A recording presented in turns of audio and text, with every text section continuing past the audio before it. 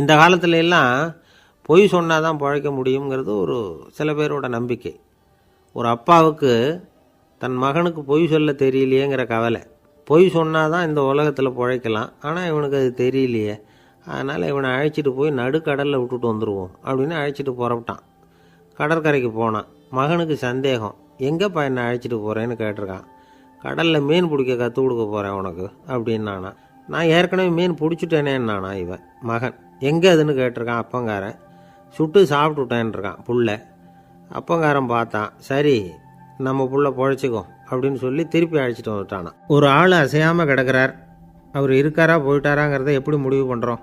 அவர் மூக்குக்கு முன்னாடி புறங்கையை வச்சு பார்க்குறோம், மூச்சு வருதா இல்லையா அப்படிங்கிறத கண்டுபிடிக்கிறதுக்காக. மூச்சுங்கிறது அவ்வளவு முக்கியமான ஒரு விஷயம். சுவாசம் இல்லைன்னா எதுவுமே இல்லை. நம்ம பூமி இருக்க அது கூட சுவாசிக்குதுங்கிறத சோவியத் விஞ்ஞானிகள் கண்டுபிடிச்சிருக்கிறாங்க. பூமிக்கு மேலே இருக்கிற மண் அடுக்கில் காற்றில் உள்ள ஆக்சிஜன் ஆக்சிகரணம் அடையுது அப்படின்னு தான் இதுவரைக்கும் எல்லோரும் நம்பிக்கிட்டு இருந்தாங்க. ஆனால் இப்போ என்ன கண்டுபிடிச்சிருக்கிறாங்கன்னா, அந்த ஆக்சிஜன் பூமிக்குள்ளே 1 கிலோமீட்டர் ஆழம் வரைக்கும் ஊடுருவி போகுதான். பூமிக்குள்ளே 2 பக்கமும் பல கிலோமீட்டர் வரைக்கும் பரவுதான். பூமிக்குள்ளே இருக்கிற நீர்நிலை அடுக்குகள் தான் நுரையீரல் செய்கிற வேலையை செய்யுதான். நம்ம உடம்புல நுரையீரல் இல்லைன்னா ஒன்றும் நடக்காது. ஒரு மரத்தை தலைகீழாக தொங்க போட்டால் எப்படி இருக்கும் அப்படி யோசிச்சு பாருங்கள். அப்படி தான் இதுவும், நுரையீரலும் அப்படி தான் இருக்கும். வலது பக்கம் ஒன்று, இடது பக்கம் ஒன்று. வலது பக்கம் நுரையீரல் கொஞ்சம் பெருசாக இருக்கும், நுட்பமான நரம்பு குழாய்கள் அதில் இருக்கும். கோடிக்கணக்கான நுண்ணிய குழாய்களை வச்சுக்கிட்டு தான் அது வேலை செய்யுது. 25 கோடி குழாய்கள் இருக்கும். அதை அப்படியே முழுசாக பிரித்து பரப்புனா ஒரு டென்னிஸ் கோர்ட்டில் பாதி பரப்பளவு இருக்குமா. நுரையீரல் நிறம் கருஞ்சிவப்பு தான். புகை அதிகமாக உள்ளே போச்சுன்னா அது கருப்பாயிடுது. காற்றுல உள்ள பிராணவாயுவை இது இழுத்து எடுத்துக்கிட்டு ரத்தத்தை சுத்தப்படுத்துகிற முக்கியமான வேலையை இது செய்யுது. அசுத்த காற்றை வெளியில் அனுப்பி வச்சுருது. ஒருத்தர் வேகமாக ஓடி வரார், அவருக்கு மூச்சு இறைக்கும். பயங்கரமாக எதையாவது பார்த்து விடுறார், உடனே மூர்ச்சி ஆகிடுவார். இது மாதிரி சமயங்களில் வேறு எந்த தூண்டுதலும் இல்லாமல் நுரையீரல் தானாகவே இயங்கும். இப்படி ஒரு அவசியம் ஏற்படுறப்போ இயக்கத்தை தூண்டி விடுற முக்கியமான இணைப்பு மூளைக்கு கீழே முதுகு எலும்புக்கு மேற்பகுதியில் இருக்குது. அது உடனே சுவாசத்துக்கு அவசர உதவியை கொடுக்குது. இப்போ ஒருத்தர் பேசாமல் உட்காந்துருக்கார். இந்த சமயத்தில் அவருக்கு 1 பங்கு காற்று தேவைப்படுதுன்னு வச்சுக்கோங்க. அவர் எழுந்திரிச்சு நடக்கும் பொழுது 1.5 மடங்கு தேவைப்படும். ஓடுனார்னா 3 மடங்கு தேவைப்படும். படுத்துருக்கிறப்ப 1/2 மடங்கு தான் தேவைப்படும். இதுக்கு நிமிஷத்துக்கு 16 தடவை மூச்சு விட்டாகணும். இப்படி சாதாரணமாக உள்ளே இழுக்கிற காற்று கொஞ்சம்தான் இருந்தாலும் இது மாதிரி 8 மடங்கு காற்றை உள்ளே இழுத்து வச்சுக்கிற சாமர்த்தியம் நுரையீரலுக்கு இருக்குதான். தண்ணி, நுண்கிருமிகள், ரசாயன பொருள் இப்படி எது உள்ளே போனாலும் நுரையீரல் சமாளிச்சுக்கும். 30 வருஷமாக விடாத புகை பிடிக்கிறவர் தொடர்ந்து உள்ளே அனுப்பி வைக்கிற புகையை கூட சமாளிக்குதுன்னா பார்த்துங்களேன். உள்ளே போகிற புகை நுட்பமான சுவாச முடிச்சுகளை அழிச்சு விடுது. கறி புகை அது மேலே படிஞ்சு உபயோகம் இல்லாமல் பண்ணிவிடுது. ஆனாலும் தேவைக்கு அதிகமாக 8 மடங்கு கூடுதலாக சுவாச முடிச்சுகள் நம்ம உடம்புக்குள்ளே இருக்கிறதுனால சமாளிக்க முடியுது.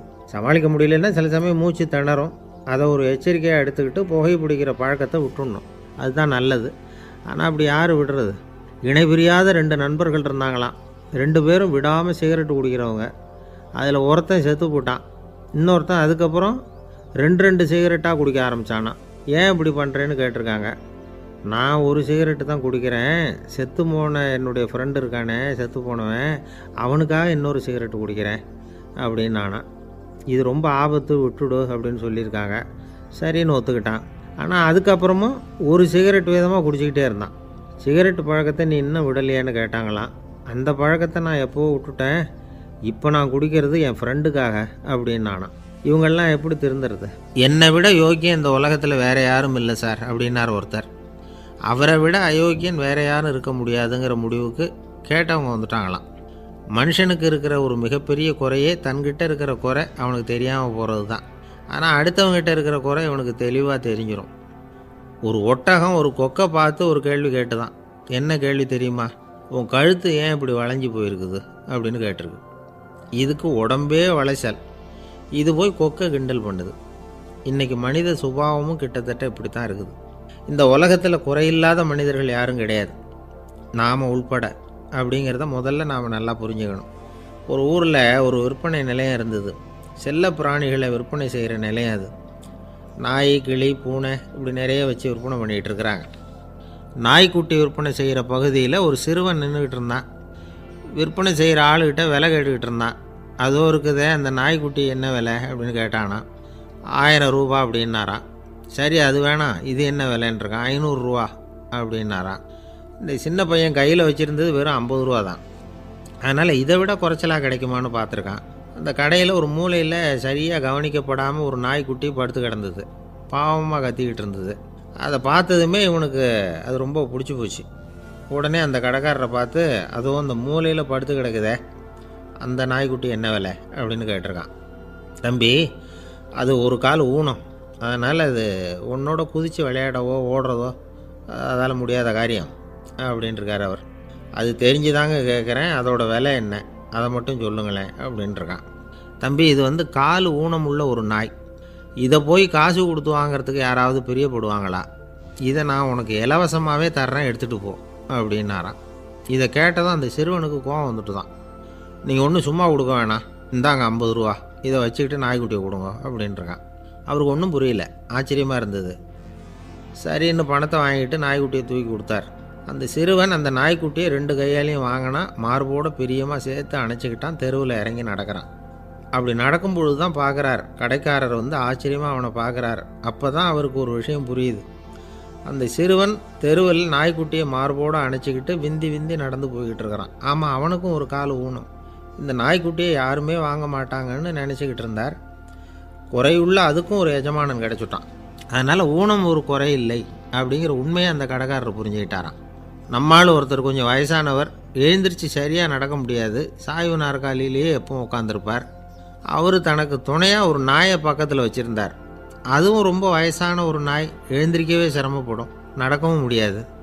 அவர் பக்கத்துலேயே இதுவும் சோர்ந்து போய் படுத்து கிடக்கும். அந்த பெரியவரை பார்க்க வந்த ஒருத்தர் கேட்டார், ஏங்க, ஒரு சின்ன பையனை உங்களுக்கு துணையாக வச்சுக்கப்படாதா? இந்த நாயை உங்களுக்கு பாதுகாப்பாக வச்சுருக்கிறீங்களே, உங்களுக்கு ஒரு ஆபத்துன்னா இது எப்படி உங்களுக்கு உதவ முடியும் அப்படின்னார். அப்போ அவர் சொன்னாராம், எனக்கு ஒரு ஆபத்துன்னா அந்த சமயத்தில் இந்த நாய் என்னை தனியாக விட்டுட்டு ஓடி போயிடாமல் இருக்கணும்ல, அதுக்காக தான் இதை நான் வச்சுருக்கிறேன் அப்படின்னாராம். நம்மளில் சில பேர் ரொம்ப தைரியமாக இருப்பாங்க.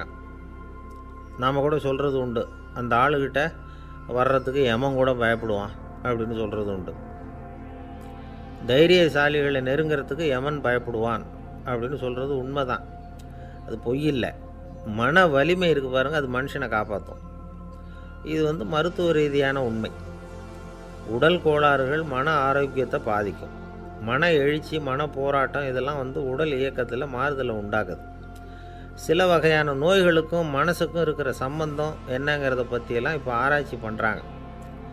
ஆஸ்மா, மூட்டு வலி, பெருங்குடல் அழற்சி, உயர் இரத்த அழுத்தம், சோரியாசிஸுங்கிற தோல் வியாதி, வயிற்று புண்ணு, இந்த தைராய்டு நச்சுத்தன்மை, இது மாதிரி நோய்களை உண்டாக்குறதுல மனசோட பங்கு என்னங்கிறத பற்றியெல்லாம் ஆய்வு பண்ணி பார்த்துருக்குறாங்க.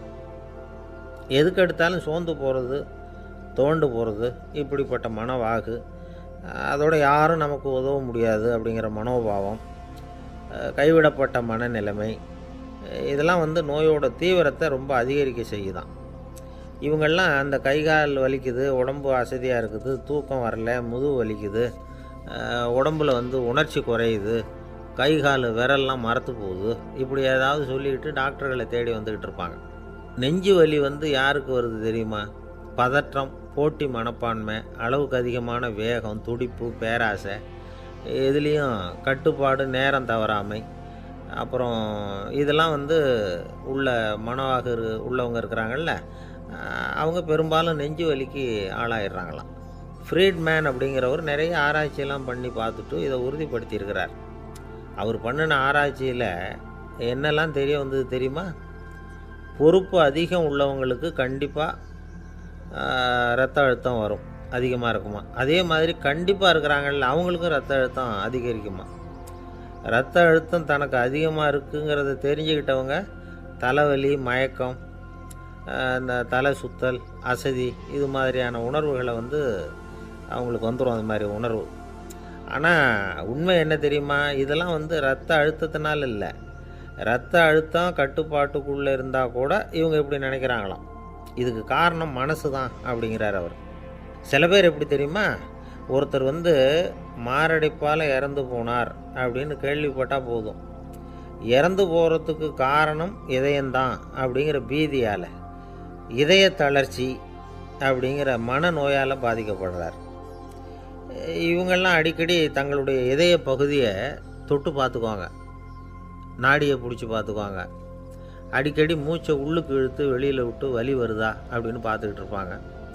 வேறு எங்கேயாவது வலிச்சா கூட நெஞ்சை வலிக்குதா அப்படின்னு பார்ப்பாங்க. நெஞ்சு வலிக்குதுன்னு கூட சில பேர் சொல்ல ஆரம்பிச்சிருவாங்க. ஆஸ்மாவுக்கும் மனசுக்கும் சம்பந்தம் உண்டு. தீர்வு காண முடியாத மன போராட்டங்கள் எல்லாத்துக்கும் அடுத்தவங்களையே சார்ந்து இருக்கிற மனநிலை, இதெல்லாம் ஆஸ்மாவினுடைய தீவிரத்தை வந்து அதிகப்படுத்திடும். பயம், இது எப்படின்னா என்ன நடக்குமோங்கிற பதற்ற நிலை, அப்புறம் இந்த பயம் இதெல்லாம் வந்து சுவாசித்தலை வந்து அதிகரிக்க செய்யுது இல்லையா? இதனால் இரத்தத்தின் காரத்தன்மை அதிகமாகி நோயின் தீவிரமும் அதிகமாகுது. மன போராட்டம், மனக்கவலை, மன இறுக்கம் இதெல்லாம் வந்து தோல் வியாதியை தூண்டி விடுதான். இது மாதிரி இன்னும் எவ்வளவோ இருக்குது. அதனால் இன்றைக்கி நமக்கு தேவை என்னென்னா மன வலிமை, மலர்ந்த முகம். இது ரெண்டு இருந்துட்டுதுன்னா பலவிதமான நோய்கள் நம்மக்கிட்ட நெருங்கி வராது. டாக்டர், என்ன நெருங்காமல் இருக்கிறதுக்கு நான் ஒரு காரியம் பண்ணுறேன் அப்படின்னார் ஒருத்தர். அவர் என்ன அர்த்தத்தில் சொன்னார்னா, டாக்டர் வந்து அவரை நெருங்காமல் இருக்கிறதுக்கு அவர் ஒரு காரியம் பண்ணுறாராம். நண்பர்கிட்ட சொன்னார். நண்பர் கேட்டார், அது என்ன காரியம் பண்ணுற அப்படின்னு கேட்டார். தினம் ஒரு ஆப்பிள் பழம் சாப்பிட்றேன்னார் அவர். ஏன்னா ஆங்கிலத்தில் ஒரு பழமொழி சொல்லுவாங்கள்ல, an apple a day keeps doctor away அப்படிம்பாங்க. ஒரு ஆப்பிள் பழம் சாப்பிட்டா டாக்டர் விலகியே இருப்பார், டாக்டர்கிட்ட போக வேண்டிய அவசியம் இருக்காது அப்படிங்கிறதுக்காக அந்த பழமொழி சொல்கிறது. என்ன, நான் யாருமே நெருங்காமல் இருக்கிறதுக்கு நான் ஒரு காரியம் பண்ணுறேன்னார் இன்னொருத்தர். டாக்டர் நெருங்காமல் இருக்கிறதுக்கு ஆப்பிள் பழம் சாப்பிட்றேன்னார் அவர்.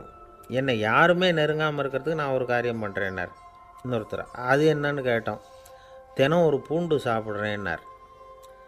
ஏ கார்லிக் எ டே கீப்ஸ் எவ்ரிபடி அவே அப்படின்னு அதுக்கு ஒரு புது விளக்கமும் கொடுத்தார். காசி மாநகரத்தை பிரம்மதத்தன் அப்படிங்கிற ராஜா ஆட்சி பண்ணிட்டு வந்தார். அவர் ஒவ்வொரு வருஷமும் ஒரு திருவிழா நடத்துறது வழக்கம். எல்லா தேசத்திலிருந்தும் எல்லா வகையான ஜனங்களும் அதில் வந்து கலந்துக்குவாங்க. ஒரு சமயம் அது மாதிரி விழா நடந்துக்கிட்டு இருந்தது. வைகுண்டத்திலேருந்து தேவலோகத்திலேருந்து நிறைய தேவகுமாரர்கள்லாம் காசி நகருக்கு அப்போது வந்திருந்தாங்க. அதில் முக்கியமாக ஒரு 4 தேவகுமாரர்கள், அந்த 4 பேரையும் சுற்றி ஏகப்பட்ட கூட்டம்.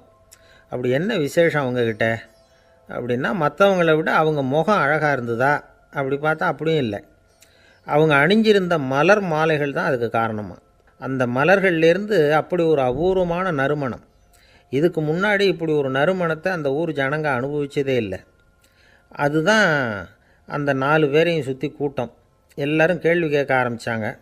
உடனே அந்த 4 தேவகுமாரர்களும் எல்லாருக்கும் தெரியும்படியாக வானத்தில் எழும்பி கொஞ்சம் உயரமாக நின்றுக்கிட்டாங்க. கீழே நின்றுக்கிட்டு இருந்த அரசன்லேருந்து ஆண்டி வரைக்கும் ஒருத்தர் பாக்கி இல்லாமல் ஒரே குரலில் எல்லாரும் அவங்கள பார்த்து, எங்களுக்கும் இது மாதிரி மாலையை போட்டுக்கணும்னு ஆசையாக இருக்குது, அதுக்கு நீங்கள் தான் அருள் பண்ணணும் அப்படின்னு கேட்டுக்கிட்டாங்க. மாலை போட்டுக்கிறதுனா எல்லாருக்கும் ஆசையாக தானே இருக்கும். அந்த 4 தேவகுமாரர்களில் ஒருத்தர் புத்தர் பிரான். அவர் சொன்னார், பூலோகவாசிகளே, நான் சொல்கிறத கொஞ்சம் பொறுமையாக கேளுங்க. கக்காரு அப்படிங்கிற கற்பக விருட்சத்தின் மலர்களால் தொடுக்கப்பட்டது இந்த மாலை. இதுக்கு நிறைய சக்தி உண்டு. எந்த காலமும் இது வாடாது, வாசனையும் குறையாது. ஆனால் இதை அணிந்து கொள்கிறதுக்கு சில தகுதிகள் தேவை அப்படின்னார். என்ன தகுதி அது சொல்லுங்களேன் அப்படின்னு ஏக காலத்தில் எல்லாரும் சத்தம் போட்டாங்க. தீய இயல்புகள் உள்ளவங்க, இழிந்த சிந்தனை, இழிந்த செயல் உள்ளவங்க இந்த மாலையை அணிய முடியாது அப்படின்னார். அவ்வளோதான். கூட்டத்தில் சத்தம் போட்டவங்கள்லாம் மெதுவாக அப்படி அடங்க ஆரம்பிச்சிட்டாங்க. இன்னொரு தேவகுமாரன் சொன்னார், அடுத்தவங்க பொருளை அபகரிக்காதவன், அடுத்தவங்களுக்கு கெடுதல் பண்ணக்கூடிய பொய் பேசாதவன், பேராசையினால் கெட்ட வழியில் பொருள் ஈட்ட நினைக்காதவன் இந்த மாலையை போட்டுக்கலாம் அப்படின்னார். கூட்டத்திலிருந்து யாரும் முன்னுக்கு வரல. ஒரே ஒரு ராஜகுரு மட்டும் கொஞ்சம் முன்னாடி வந்தார். பெரியவர், படித்தவர். அவர், எனக்கு தகுதி இருக்குது அந்த மாலையை போட்டுக்கிறதுக்கு அப்படின்னார். வேறு ஒன்றும் இல்லை, பொய் சொல்லியாவது அந்த மாலையை வாங்கிக்குவோமே அப்படின்னு முடிவு பண்ணிட்டார் அவர். அவ்வளோதான், மாலையை வாங்கிட்டார். அடுத்த தேவகுமாரன் பேசினார். யாருக்கு திடமான அறிவும் மனமும் இருக்குதோ, யாருக்கு நல்ல காரியங்களில் அசையாத ஈடுபாடு இருக்குதோ, நல்ல அரிய பொருள்களை தனியாக தான் மட்டும் அனுபவிக்க விரும்பாதவர் யாரோ அவர் முன்னாடி வந்து இந்த மாலையை வாங்கிக்கலாம் அப்படின்னார். அந்த தகுதியும் எனக்கு இருக்குன்னார் ராஜகுரு. மாலையை வாங்கி போட்டுக்கிட்டார். இன்னொரு ராஜகுமாரன் பேச ஆரம்பித்தார். அறநெறியில் செல்வம் சேர்க்கணும், ஆடம்பர பொருள்களுக்கு அடிமையாகக்கூடாது, வெற்றி அடைஞ்சாலும் கர்வம் வரக்கூடாது, அப்படிப்பட்டவங்க இந்த மாலையை போட்டுக்கலாம்னார். துணிஞ்சு பொய் சொல்லி அதையும் வாங்கி கழுத்தில் போட்டுக்கிட்டார் இந்த ராஜகுரு. இன்னொரு ராஜகுமாரன் சொன்னார், சான்றோர்களை நிந்திக்காதவங்க, புறம் பேசாதவங்க இந்த மாலையை போட்டுக்கலாம்னார். அதையும் வாங்கி போட்டுக்கிட்டார். திருவிழா முடிஞ்சுது, எல்லோரும் திரும்பி போயிட்டாங்க. மறுநாள் ராஜகுரு 4 மாலைகளையும் போட்டுக்கிட்டு ராஜசபைக்கு வரார். வந்தவர் ரொம்ப அவஸ்தையோடு வர்றார். மாலையெல்லாம் வாடி போயிட்டுது, வாசனை எதுவும் கிடையாது. அது மட்டும் இல்லை, அவருக்கு கடுமையான தலைவலி வேறு வந்துட்டுது. துடிச்சு போயிட்டார். மாலையை கழட்டவும் முடியல. ஜனங்கள்லாம் அவரை பார்த்து சிரிக்க ஆரம்பிச்சிட்டாங்க. என்னத்துக்கு ஆசைப்படணும், ஏன் இப்படி கஷ்டப்படணும் அப்படின்னு. ராஜா பார்த்தார். மறுபடியும் விழாவுக்கு ஏற்பாடு பண்ணினார். தேவகுமாரர்கள்லாம் வந்தாங்க. ராஜகுரு வந்தார். மக்கள் முன்னிலையில் அவங்க காலில் விழுந்தார், மன்னிப்பு கேட்டுக்கிட்டார். இந்த மாலையை போட்டுக்கிற தகுதி எனக்கு இல்லை. தகுதி இல்லாத ஒருத்தன் தகாத தகுதியை பொய் மூலம் பெறணும்னு ஆசைப்படுறாங்களே, அவங்களுக்கெல்லாம் என்னுடைய தண்டனை ஒரு எச்சரிக்கையாக இருக்கட்டும்னார். அதுக்கப்புறம் தேவகுமாரர்கள் அவர் கழுத்தில் இருக்கிற மாலையை கழட்டினாங்களாம். அந்த மாலைகளும் பழையபடி மனம் கொடுக்க ஆரம்பிச்சுட்டு தான். இதுலேருந்து நாம் தெரிஞ்சுக்க வேண்டியது என்னென்னா, நமக்கு தகுதி இல்லாத ஒரு கௌரவம் நம்மக்கிட்ட தானாக வந்தால் கூட அதை தவிர்த்து விடுறது தான் நல்லது. அதுதான் புத்திசாலித்தனம். ஒருத்தர் வந்தார். சார், எங்கள் இலக்கிய மன்ற விழாவுக்கு நீங்கள் தலைமை தாங்கணும்னார். உடனே இவர் சொன்னார், பேச்சாளர், சார், இலக்கியத்தை பற்றி பேசுகிற தகுதி எனக்கு இல்லையே அப்படின்னார். உடனே அவர் கூப்பிட வந்தவர் சொன்னார், அந்த தகுதி உங்களுக்கு இல்லைங்கிறது எங்களுக்கும் தெரியும் சார், அதனால தான் உங்களை தலைமை தாங்க கூப்பிட்றேன் அப்படின்னார். அது சரி, தலைமைன்னா அதுக்கு இவர் என்ன தான் அர்த்தம் பண்ணுறாருன்னு தெரியல. ஒரே ஒரு ஊரில் ஒரு ராஜா இருந்தார். அவர் பேரில் மக்களுக்கு ரொம்ப மரியாதை. அவ்வளவு நல்லா ஆட்சி புரிஞ்சுக்கிட்டு வந்தார். அவருக்கு வயசாகிட்டுது. அதனால் ஒரு நாள் அமைச்சரை கூப்பிட்டார். இதை பாருங்கள், எனக்கு வயசாகிட்டுது, அதனால் இந்த அரச பொறுப்பையெல்லாம் நீங்கள் ஏற்றுக்குங்க அப்படின்னார். அதுக்கப்புறம் ராணியை கூப்பிட்டார். வா, நாம் இனிமேல் இங்கே இருக்க வேணாம், காட்டுக்கு போய் தவம் பண்ணலாம் அப்படின்னு கூப்பிட்டார். இந்த செய்தி மக்களுக்கு அறிவிக்கப்பட்டது. மக்கள் உடனே கூட்டமாக அரண்மனைக்கு வர ஆரம்பிச்சிட்டாங்க. மன்னரை போய் பார்க்குறாங்க. அரசே, தாங்கள் எங்களுக்கு தந்தை மாதிரி. நீங்கள் காட்டுக்கு போயிட்டால் நாங்கள்லாம் இங்கே எப்படி இருக்க முடியும்? எங்களுக்கெல்லாம் எந்த துன்பமும் இல்லாமல் பார்த்துக்கிட்டு வர்றீங்க. இது மாதிரியான ஒரு அரசாட்சி இல்லைன்னா மக்கள் வாழ்ந்து என்ன பயன் அப்படின்னாங்க. இருந்தாலும் என்ன பண்ணுறது, வயசாகிட்ட காரணத்தினால இந்த முடிவுக்கு வர வேண்டியிருக்குது அப்படின்னாராம் ராஜா. அப்படின்னா நீங்கள் காட்டுக்கு போக வேணாம், நாங்கள் போகிறோம். நாங்கள் அங்கே போய் தவம் பண்ணுறோம், வழிபாடு பண்ணுறோம். கடவுள் வருவார், அவர்கிட்ட வரம் வாங்கிட்டு வந்துடுறோம் அப்படின்னாங்களாம். அப்படி சொல்லிவிட்டு உடனே எல்லோரும் காட்டுக்கு போனாங்க. நாட்டு மக்கள் எல்லாரும் ஒட்டு மொத்தமாக காட்டில் உட்காந்துக்கிட்டு தவம் பண்ணுறதை பார்த்தார் கடவுள். உடனே புறப்பட்டு வந்தார். எல்லோரும் இப்படி உட்காந்துருக்குறீங்களே, என்ன வேணும் உங்களுக்கு அப்படின்னு கேட்டார். உடனே மக்கள் எல்லாரும் ஒரு குரலில் சொன்னாங்க, சுவாமி, எங்கள் மன்னன் ரொம்ப நாளைக்கு நல்லபடியாக இருக்கணும். அவர் மகிழ்ச்சியாகவும் உடல் நலத்தோடும் இருந்தால் தான் நாங்கள் அமைதியாக வாழ முடியும் அப்படின்னாங்க. சரி, அதுக்கு என்ன செய்யணும் அப்படின்னார் ஆண்டவன். எங்கள் மன்னருக்கு இன்னும் ஒரு 100 வருஷம் ஆயுளை கொடுங்க அப்படின்னாங்க. அவ்வளவு தானே, சரி அப்படியே ஆகட்டும் அப்படின்னு சொல்லிவிட்டு ஆண்டவன் போயிட்டார். மக்கள் மகிழ்ச்சியோடு திரும்பி வந்தாங்க. மன்னா, கடவுள் வரம் கொடுத்துட்டார், நீங்கள் 100 வருஷம் வாழ போகிறீங்க அப்படின்னாங்க. இதை கேட்டதும் ராணி ராஜாவை வணங்கி, நான் தவம் செய்ய போகிறேன் அப்படின்னு புறப்பட்டாங்க. உடனே மக்கள் என்ன நினச்சாங்க தெரியுமா? ஐயோ, நாம் ராஜாவுக்கு மட்டும்தானே நீண்ட ஆயுள் வேணும்னு வரம் வாங்கினோம், ராணிக்கு வாங்கலையே, அதுதான் கோபத்தில் புறப்பட்டாங்க போல இருக்குது அப்படின்னு நினச்சி வருத்தப்பட்டாங்க. ஆனால் ராணி நினச்சது அது இல்லை. ராணி போய் தவம் பண்ணாங்க, கடவுள் காட்சி கொடுத்தார். இவங்க கேட்குறாங்க, சுவாமி, ராஜாவுக்கு மட்டும் 100 வருஷம் ஆயுள்னு வரம் கொடுத்துட்டீங்க, அப்படின்னா குடிமக்களும் 100 வருஷம் இருக்கணும். இப்படிப்பட்ட குடிமக்கள் இல்லைன்னா அப்படிப்பட்ட அரசன் இருந்து என்ன பிரயோஜனம் அப்படின்னாங்களாம். ஆண்டவன் பார்த்தார். சரி, அவங்களும் 100 வருஷம் வாழ்வாங்க, அது மட்டும் இல்லை, நீயும் 100 ஆண்டு காலம் வாழ வரமளிக்கிறேன் அப்படின்னு சொல்லிவிட்டு மறைஞ்சிட்டார். இதில் ஆண்டவன் வர்றதும் மறையிறதும் முக்கியம் இல்லை. இதில் கவனிக்க வேண்டியது ஆள்கிறவனின் விசால மனம், குடிமக்களின் விசால மனம், ஆள்கிறவன் மனைவியினுடைய விசால மனம். இப்படி ஒரு நாடு இருந்துட்டுதுன்னா எப்படி இருக்கும் வாழ்க்கை நினச்சி பாருங்கள். அதனால தான் பெரியவங்கள்லாம் சொல்கிறாங்க, இதய வாசல் திறந்தே இருக்கணும், இதயத்தின் கதவுகளை மூடாதீங்க அப்படின்னு சொல்லுவாங்க. என்கிட்ட ஒருத்தர் சொன்னார், என்னுடைய இதய வாசல் எப்பவும் திறந்தே தான் இருக்குதுன்னார். எதனால் அப்படி சொல்கிறீங்க அப்படின்னு கேட்டோம்.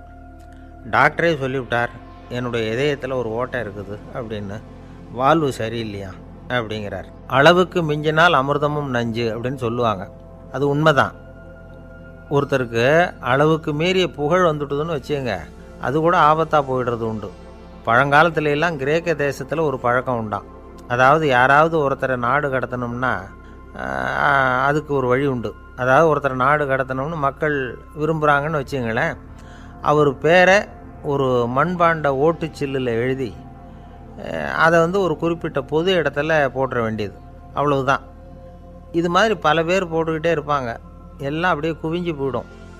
அந்த ஓட்டாஞ்சில்லு குவியலில் யாருடைய பேர் அதிகமாக இருக்குதோ அந்த நபரை ஒரு 10 ஆண்டுகள் நாடு கடத்தி விடுவாங்க. இது அந்த ஊர் வழக்கமாக. ஒரு நாள் அந்த குவியலுக்கு பக்கத்தில் ஒரு ஆள் நின்றுக்கிட்டு இருக்கிறான். அவன் கையில் ஒரு ஓட்டாஞ்சில்லு வச்சுருக்கிறான். அதில் யாரோட பேரையோ எழுதணும், எழுதி அந்த இடத்துல போடணுங்கிறது அவன் ஆசை. ஆனால் அவன் படிக்காதவன், அதனால் எழுத தெரியல. யாராவது அந்த வழியாக வர்றாங்களான்னு பார்த்துக்கிட்டே நின்றுக்கிட்டு இருந்தான். ஒரு பெரியவர் வந்துக்கிட்டு இருந்தார். அவர்கிட்ட ஓடினான். கையில் இருந்த மண்பாண்ட சில்லை கொடுத்தான். ஐயா, இதில் ஒரு பேர் எழுதி கொடுங்களேன்னா. அந்த பெரியவர் அதை வாங்கி கையில் வச்சுக்கிட்டு, என்ன பேர் எழுதணும் சொல்லு அப்படின்னா. இவன் சொன்னான், அரிஸ்டைடிஸ் அப்படின்னு எழுதுங்க அப்படின்னா. இதை கேட்டதும் அந்த பெரியவருக்கு அதிர்ச்சி.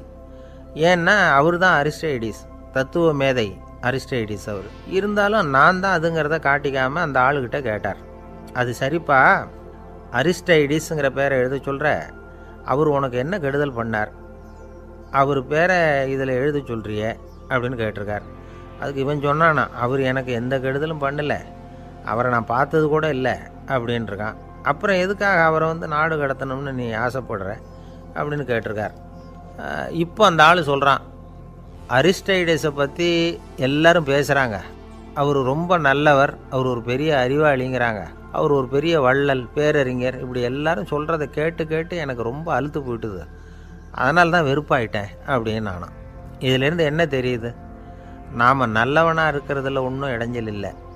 ஆனால் நம்மளை நல்லவன் நல்லவன் எல்லாரும் சொல்ல ஆரம்பிச்சிட்டாங்கன்னு வச்சுக்கோங்க, அப்போ இடைஞ்சல் ஆரம்பம்னு அர்த்தம்.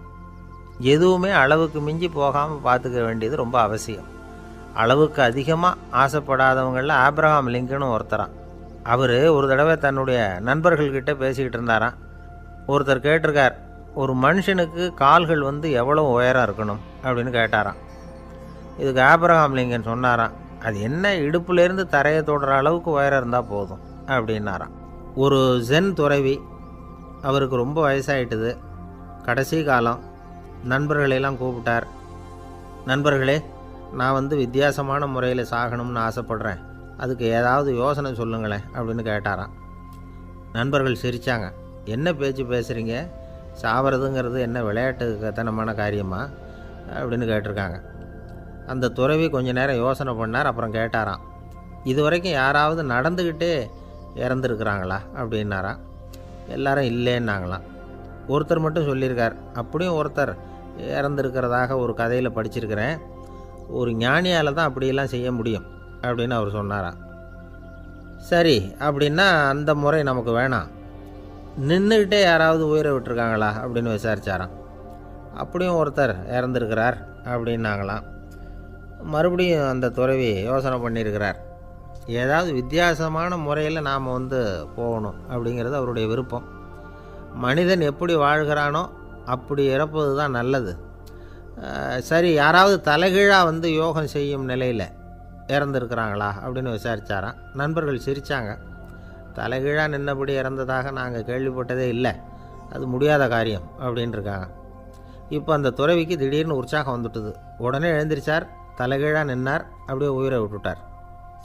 அவ்வளோதான். அந்த மடாலயத்தில் ஒரே குழப்பம், எப்படி அவரை கீழே இறக்கி படுக்க வைக்கிறது அப்படின்னு புரியல. இப்படி உயிர் விடுறதை பற்றி அவங்க இது வரைக்கும் கேள்விப்பட்டதும் இல்லை. உண்மையிலேயே இவர் இறந்து தான் போனாராங்கிறதும் தெரியல. சோதித்து பார்த்தாங்க, இதய துடிப்பு, நாடி துடிப்பு எல்லாம் நின்று போயிருந்தது. இவர் எப்போவும் இப்படி தான், என்ன பண்ணுறது இப்போது அப்படின்னு சொல்லி எல்லோரும் குழம்பிக்கிட்டு இருக்கிற சமயத்தில் ஒரு பெரிய ஒரு யோசனை சொன்னார். இந்த துறவியோட மூத்த சகோதரி பக்கத்து மடாலயத்தில் இருக்கிறாங்க, அவங்கள இங்கே அழைச்சிட்டு வந்தால் ஏதாவது வழி கிடைக்கும் அப்படின்னார். அந்த அம்மாவுக்கு 90 வயசு. அழைச்சிட்டு வந்தாங்க. ஒரு குச்சியை ஊன்றிக்கிட்டு அப்படியே மெதுவாக நடந்து வந்தாங்க. வந்து தம்பி தலைகீழாக நின்று உயிர் விட்டு இறக்கிறத பார்த்தாங்க. தம்பின்னு கூப்பிட்டு பார்த்தாங்க, ஒன்றும் காணும். உடனே என்ன பண்ணாங்க, தன்னுடைய கைத்தடியால் தம்பியோட உடலை ஒரு தட்டு தட்டினாங்க. ஏப்பா சாகிறப்பவும் உன்னுடைய குறும்புத்தனத்தை விடலையா, இப்படியாடா சாகிறது, ஒழுங்காக செத்து தொலை அப்படின்னாங்களாம். அவ்வளவுதான். உடனே அந்த துறவி திரும்பி நேராக நின்னார். அக்கா கோவப்படாத, நான் ஒழுங்காக சாகிறேன், எப்படி செத்தா என்ன, எல்லாம் எனக்கு ஒன்று தான் அப்படின்னு சொல்லிவிட்டு அப்படியே தரையில் படுத்து உயிரை விட்டாராம். அதுக்கப்புறம் அந்த அம்மா கோலை வந்து கையில் எடுத்துக்கிட்டு அப்படியே திரும்பி கூட பார்க்காம அவங்க பாட்டுக்கு போயிட்டாங்களாம். மரணத்தை ஒரு விளையாட்டாக ஆக்கிய அந்த துறவிக்கு வாழ்க்கையே ஒரு விளையாட்டாக தான் இருந்திருக்குது. எந்த நோக்கமும் இல்லாமல் செயல்படுறதுன்னா என்னங்கிறதும் அவருக்கு தெரிஞ்சிருக்குது. பயனை எதிர்பார்க்காமல் பணி செய்து வாழ்ந்து மறைந்த மகான் அவர். தம்முடைய தொழிலை வந்து விளையாட்டு போல் செய்ய தெரிஞ்சவருக்கு வாழ்க்கையே ஒரு விளையாட்டாக மாறிடும். எல்லாமே விளையாட்டாகி விடுகிற போது மரணமும் விளையாட்டாகிவிடும் அப்படிங்கிறது தான் அந்த தத்துவம். ஆனால் அதுக்கு முன்னாடி உங்களுக்குள்ளே இருக்கிற உண்மையான நடிகனை வந்து நீங்கள் அடையாளம் கண்டுபிடிக்கணும். நீங்கள் நடிக்க வேண்டியதே இல்லை, நீங்கள் ஏற்கனவே நடிச்சுக்கிட்டு தான் இருக்கிறீங்க. நீங்கள் இந்த உண்மையை தெரிஞ்சுக்கணும், அவ்வளவுதான். இதுதான் ஞானிகளுடைய கருத்து. நீங்கள் தெருவில் நடந்து போயிட்டுருக்கிறீங்க, எதிரில் வர்றவர் உங்களை பார்த்து எப்படி இருக்கிறீங்கன்னு கேட்குறார். நல்லா இருக்கிறேங்கிறீங்க. உண்மையிலேயே நாம் நல்லா இருக்க மாட்டோம், ஏதாவது உடம்புல கோளாறு இருக்கும். ஆனால் அப்படி சொல்லுவோம் நல்லா இருக்கிறேன் அப்படின்னு. அது நடிப்பு தானே. உங்களை சந்தித்ததில் ரொம்ப மகிழ்ச்சி அப்படின்னு சொல்கிறோம். உடனே கொஞ்சம் நிதானமாக யோசித்து பாருங்கள், உண்மையிலேயே உங்கள் மனசு மகிழ்ச்சி அடைஞ்சுட்டுதா? அது நடிப்பு தானே. வாழ்க்கையை சரியாக புரிஞ்சுக்கிட்டால் எல்லாமே நடிப்புங்கிறது புரியும். கல்யாண பத்திரிக்கை அனுப்பியிருந்தேனே, ஏன்டா வரலன்னு கேட்டான் ஒருத்தன். வந்திருந்தேனே அப்படின்னானா இவன். டேய் ஏன்டா போய் சொல்கிற, நான் பத்திரிக்கையே உனக்கு அனுப்பலையே அப்படின்ட்டுருக்கான் அவன். அதுக்கு இவன் சொன்னானா, பத்திரிக்கை அனுப்புனேன்னு நீ போய் சொல்கிறப்போ கல்யாணத்துக்கு வந்தேன்னு நான் போய் சொல்லக்கூடாதா அப்படின்னானா. ஒரு பெரிய பியானோ கலைஞர் வியன்னாவில் இருந்தார். ரொம்ப புகழ்பெற்ற இசைக்கலைஞர் அவர். இங்கிலாந்து மகாராணி விக்டோரியா அவருடைய சங்கீதத்தை கேட்கணும்னு ஆசைப்பட்டாங்க. அவரை அரண்மனைக்கு கூப்பிட்டாங்களாம். பியானோ வாசிக்க சொல்லி கேட்டாங்களாம். இவரும் ரொம்ப பிரமாதமாக வாய்ச்சி காட்டியிருக்கார். உடனே பாராட்டி பரிசுகள்லாம் கொடுத்து அனுப்புனாங்களாம். அந்த இசையை கேட்குறதுல அரசிக்கு ரொம்பவும் ஆர்வம் உண்டு. அதனால் அதுக்கப்புறமும் அந்த கலைஞர் அடிக்கடி அரண்மனைக்கு வர வேண்டிய அவசியம் ஏற்பட்டது. ஏன்னா அரசி கூப்பிட ஆரம்பித்தாங்க. இவர் போகணும், அங்கே இசை நிகழ்ச்சி நடத்தணும். இவர் அங்கே பாடி வாசிக்கிறது உண்டு. ஒரு தடவை வந்து மகாராணி அவரை பார்த்து உங்கள் நாட்டு தேசிய கீதம் பாடுங்களேன் அப்படின்னு கேட்டாங்களாம். உடனே அவர் தன்னுடைய நாடான ஆஸ்திரியாவின் தேசிய கீதத்தை பாடியிருக்கிறார். அவர் பாட ஆரம்பித்த உடனே மகாராணி எழுந்திரிச்சு நின்னாங்களாம். அதுக்கு மரியாதை செலுத்துகிற நோக்கத்தோடு பாட்டு முடிகிற வரைக்கும் அப்படியே நின்றுக்கிட்டு இருந்தாங்களாம். இதுதான் அந்த அரசியினுடைய பெருந்தன்மை. அதாவது நாட்டுப்பற்றுங்கிறது அந்த அளவுக்கு அப்படி இருக்கணும். இப்படி ஒரு அரசியே நம்ம நாட்டு தேசிய கீதத்துக்கு எழுந்திரிச்சு நின்று மரியாதை செலுத்துகிறாங்க அப்படிங்கிறத புரிஞ்சிக்கும் பொழுது அந்த முதிய கலைஞரின் மகிழ்ச்சிக்கு அளவே இல்லையாம். அதுக்கப்புறம் அந்த பியானோ கலைஞர் ஒரு நாள் தன்னுடைய நண்பர் ஒருத்தர்கிட்ட பேசிக்கிட்டு இருந்தாராம். அப்போ சொன்னாராம், மகாராணியார் வந்து எனக்கு எவ்வளவோ பரிசுகள்லாம் கொடுத்துருக்குறாங்க. ஒரு தடவை எனக்கு வைரக்கல் பதித்த அணி ஒன்றை கூட பரிசாக கொடுத்தாங்க. ஆனால் அதை விட உயர்ந்த விலை மதிக்க முடியாத அணி என்ன தெரியுமா, நான் என்னுடைய நாட்டு தேசிய கீதத்தை நான் பாடுறப்போ அவங்க எழுந்திரிச்சு நின்று மரியாதை செலுத்தினாங்களே, அதுதான் எனக்கு கிடைச்ச மிகப்பெரிய பரிசு அப்படின்னாராம். எனக்கு தெரிஞ்ச சங்கீத வித்வான் ஒருத்தர் இருக்கார். சமீபத்தில் ஒரு நாள் அவரை பார்த்தேன். எப்படி போயிட்டுருக்கு உங்கள் தொழில் அப்படின்னு கேட்டேன். ரொம்பவும் வித்தியாசமாக போயிட்டுருக்குங்க அப்படின்னார். என்ன சொல்கிறீங்க அப்படின்னேன். முன்னாடியெல்லாம் நான் பாடினா எதிரில் இருக்கிறவங்க தான் எழுந்திரிச்சு போயிட்டு இருந்தாங்க. இப்போ எப்படின்னா நான் பாட ஆரம்பிச்சுட்டா உடனே பக்கவாத்தியக்காரனே எழுந்திரிச்சு போயிடுறான் அப்படின்னார் ரொம்ப வேதனையோட. பொங்கல் திருநாள், பொங்கல் திருநாள்னால் இது ஏதோ அறுவடை திருநாள் அப்படின்னு சொல்லுவோம். அதாவது வருஷம் பூரா நாம் பாடுபட்டு அதனுடைய பலனை அனுபவிக்கிற நாள் அப்படிங்கிறது நாம் சொல்லிகிட்டு இருக்கிறது. இது முக்கியமாக இது வந்து ஒரு நன்றி அறிவிப்பு நாள் அப்படின்னு சொல்லுவாங்க. இன்றைக்கி வந்து நிறைய நன்றி அறிவிப்பு கூட்டம்லாம் நடந்துக்கிட்டு இருக்குல்ல, அது மாதிரி விவசாயிகள் நடத்துகிற ஒரு நன்றி அறிவிப்பு விழா இது. யாருக்கு நன்றி சொல்கிறாங்கன்னா ஆதவனுக்கு. அதாவது சூரியன் இல்லைன்னா விவசாயம் இல்லை. அதனால் ஆதவனுக்கு நன்றி செலுத்துகிற நாளாக இந்த பொங்கல் திருநாளை நாம் கொண்டாடுறோம். அதாவது இந்த பொங்கலில் வந்து விவசாயிகள்கிட்டேருந்து நிறைய பண்புகளை நாம் தெரிஞ்சுக்க வேண்டிய நாள் இது. விவசாயிகள் வந்து அவங்க விவசாயம் முன்னேறி இருக்கிற அளவுக்கு விவசாயிகளுடைய வாழ்க்கை தரம் முன்னேறலை. அந்த அளவுக்கு அவர்கள் வந்து நாட்டுக்காக உழைச்சிக்கிட்டு இருக்கிறாங்க. அந்த காலத்துலேயே அதை பற்றி ஒரு கதை சொல்கிறது உண்டு. ஒரு வயசான ஆள் நிலத்தில் ஏறு உழுதுகிட்டு இருந்தாராம். கிழிஞ்சு போன ஒரு சின்ன துண்டை தான் இடுப்பில் கட்டியிருந்தாராம். தலையில் ஒரு கந்தலை சுற்றி இருந்தார். உடம்பு பூரா சேரு, ரொம்ப ஏழை. ஏறு ஓட்டிகிட்டு இருக்கிறவர் வேறு எப்படி இருப்பார்? இருந்தாலும் அந்த ஆள் ரொம்ப ஜாலியாக பாட்டு பாடிக்கிட்டே ஏறு உழுதுகிட்டு இருந்தாராம். உடம்புல தான் அவர் ஏழையை தவிர மனசில் ஒரு ஏழையாக தெரியல. அந்த சமயத்தில் அந்த நாட்டு ராஜா அந்த பக்கமாக குதிரை மேலே வந்தாராம். வேட்டைக்கு போயிட்டு பரிவாரங்களோடு திரும்பி வந்துக்கிட்டு இருக்கிறார். ரொம்ப செல்வ செழிப்பில் இருக்கிற ராஜா அவர் இந்த வயசான விவசாயியை பார்த்துருக்கார். இந்த ஆள் ரொம்பவும் ஏழைங்கிறது அவர் பார்த்தாவே பளிச்சுன்னு தெரியுது. கட்டிக்கிறதுக்கு நல்ல துணி இல்லை, உடம்போ இழைச்சி போயிருக்குது, வயிறு முதுகில் போய் ஒட்டிக்கிட்டு இருக்கு, கண்ணு குழி விழுந்து போயிருக்குது. ஆனாலும் முகத்தை பார்த்தா சந்தோஷமாக இருக்கிற மாதிரி இருக்குது. இவ்வளவு உற்சாகமாக பாடிக்கிட்டு இருக்கிறாரே அப்படின்னு ஆச்சரியமாக நினச்சி பார்த்தார் அந்த ராஜா. சரி, அவர்கிட்ட கொஞ்சம் பேச்சு கொடுத்து பார்க்கலாம் அப்படின்னு முடிவு பண்ணார். ஐயா பெரியவரே, இப்படி கொஞ்சம் வர முடியுமான்னாராம். பொழுது போகிறதுக்குள்ளே நான் இந்த வயல் பூரா உழவு ஓட்டி ஆகணும், அதனால் பேசுகிறதுக்கு நேரம் இல்லை அப்படின்னாராம் அந்த பெரியவர். என்ன அவ்வளவு அவசரமாக? மீதி இருந்தால் நாளைக்கு உழுதக்கூடாதா? அது சரி, உனக்கு எத்தனை ஏக்கர் நிலம் இருக்குது அப்படின்னு விசாரிச்சிருக்கார் ராஜா. எனக்குன்னு சொந்தமாக உள்ளங்கை அளவு கூட நிலம் கிடையாது. இது எங்கள் முதலாளியோட நிலம். இதை பூராவும் உழுது முடித்தாதான் அவர் கூலி கொடுப்பார். நான் கூலிக்கு உழுதுகிட்டு இருக்கிறேன். உங்ககிட்ட பேசிக்கிட்டு இருந்தால் அவருக்கு துரோகம் பண்ணது மாதிரி ஆகிடும் அப்படின்னாராம். ராஜா குதிரையை விட்டு கீழே இறங்கினார். வரப்பில் நடந்து அந்த பெரியவர்கிட்டே போனாராம்.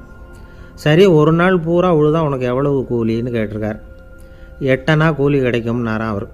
இது ரொம்ப காலத்துக்கு முன்னாடி நடந்த ஒரு சம்பவங்கிறதுனால அப்போ 8 அணா கூலிங்கிறது ரொம்ப பெருசு. இருந்தாலும் அதுவும் அந்த ராஜாவுக்கு பெரிய கூலியாக தெரியல. இவ்வளவு தானா, இதை வச்சுக்கிட்டு நீ எப்படி காலம் தள்ளுற அப்படின்னாராம். ஒன்றும் கவலை இல்லை அப்படின்னாராம் அவர். ராஜாவுக்கு ரொம்ப ஆச்சரியமாக போச்சு. 8 அணா கூலி வாங்குகிற இந்த ஆள் கவலை இல்லாமல் இருக்கிறார், ஏராளமான வசதியோடு இருக்கிறன்னா கவலை இல்லாமல் வாழ முடியலையே அப்படின்னு நினச்சி பார்த்துருக்கார். அது சரி, 8 அணாவில் எப்படி குடும்பம் நடத்துகிற அப்படின்னு கேட்டாராம். எனக்கு கிடைக்கிற 8 அணாவில் 2 அணா குடும்பத்துக்கு செலவழிக்கிறேன், 2 அணா பழைய கடனுக்கு கொடுக்குறேன், 2 அணா வந்து தர்மம் செய்கிறேன், 2 அணா வட்டிக்கு கொடுக்குறேன், ஒரு குறையும் இல்லைன்னாராம். ராஜாவுக்கு ஒன்றும் புரியல. எனக்கு ஒன்றும் புரியலேன்னு இருக்கார். ஐயா, எனக்கும் என் மனைவிக்கும் 2 அணா செலவாகுது. வயசான அம்மா அப்பா இருக்கிறாங்க, சின்ன வயசில் என்னை காப்பாற்றினவங்க அவங்க. அந்த கடனுக்கு 2 அணா செலவாகுது, அது பழைய கடன். என் தங்கச்சி ஒருத்தி ஆதரவு இல்லாத நிலைமையில் தன்னுடைய மகனோட என் வீட்டில் வந்து இருக்கிறா. அவளுக்கும் அவள் மகனுக்கும் 2 அணா செலவு பண்ணுறேன், அது தர்மம். எனக்கு 2 பிள்ளைங்க இருக்கிறாங்க, அவங்களுக்கு 2 அணா செலவு பண்ணுறேன், அது வட்டிக்கு கொடுக்கறது மாதிரி. பிற்காலத்தில் அவங்க எங்களை காப்பாற்றுவாங்க. அந்த வகையில் நான் திருப்தியோடு வாழ்ந்துக்கிட்டு இருக்கிறேன் அப்படின்னாராம். ராஜாவுக்கு அர்த்தம் புரிய ஆரம்பிச்சுதான். அந்த பெரிய நிலத்தை விலை கொடுத்து வாங்கி அந்த பெரியவருக்கே தானமாக கொடுத்துட்டாராம். இப்போ உழுதவருக்கே நிலம் சொந்தமாகிட்டுது. அன்னையிலேருந்து அரசனுக்கும் ஆறுதல் கிடைச்சிதான். இப்படி ஒரு கதை சொல்லுவாங்க.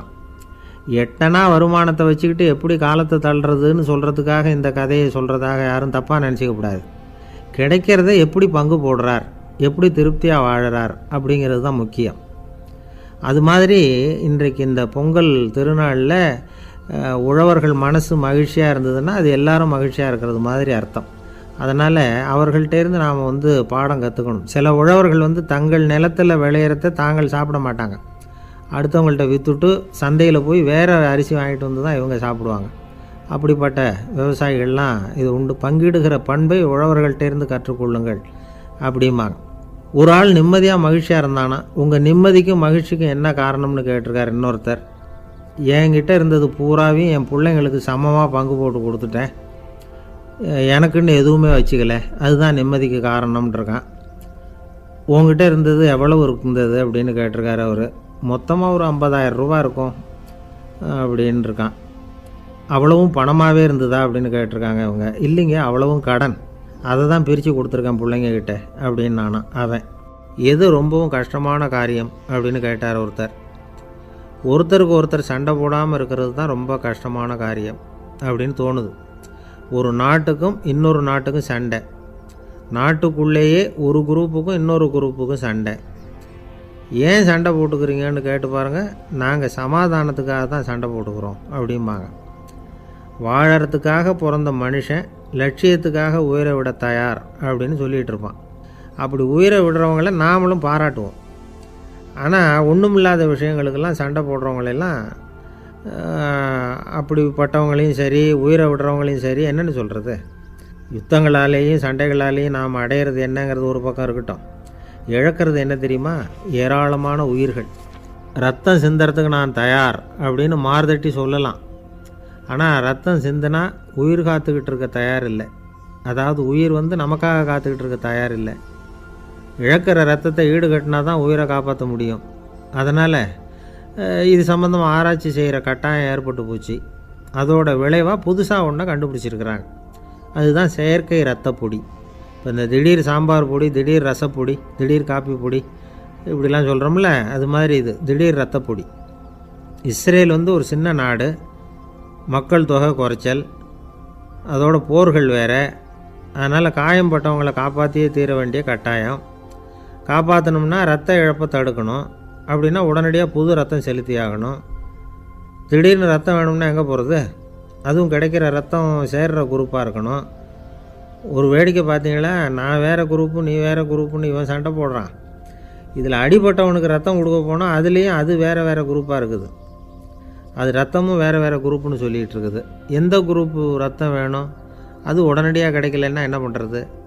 இப்படிப்பட்ட கஷ்டம்லாம் நமக்கு வந்துடுது. இதுக்காக தான் விஞ்ஞானிகள் இந்த ரத்த பொடியை கண்டுபிடிச்சிருக்கிறாங்க. அதாவது ஒரு ஆள் அடிபட்டு போட்டான்னு வச்சுங்களேன், அவனுக்கு ரத்தம் கிடைக்கல, உடனே என்ன பண்ணலாம்?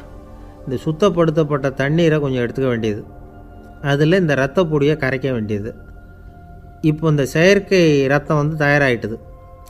இதை அந்த ஆள் உடம்புல ஏற்றி விட்டுற வேண்டியது. இயற்கையாக நம்ம உடம்பில் இருக்கிற ரத்தம் என்னென்ன வேலை செய்யுதோ அதே வேலையை இதுவும் செய்யும். அதாவது ஆக்சிஜனை உடம்புல எல்லா இடத்துக்கும் எடுத்துகிட்டு போகுது.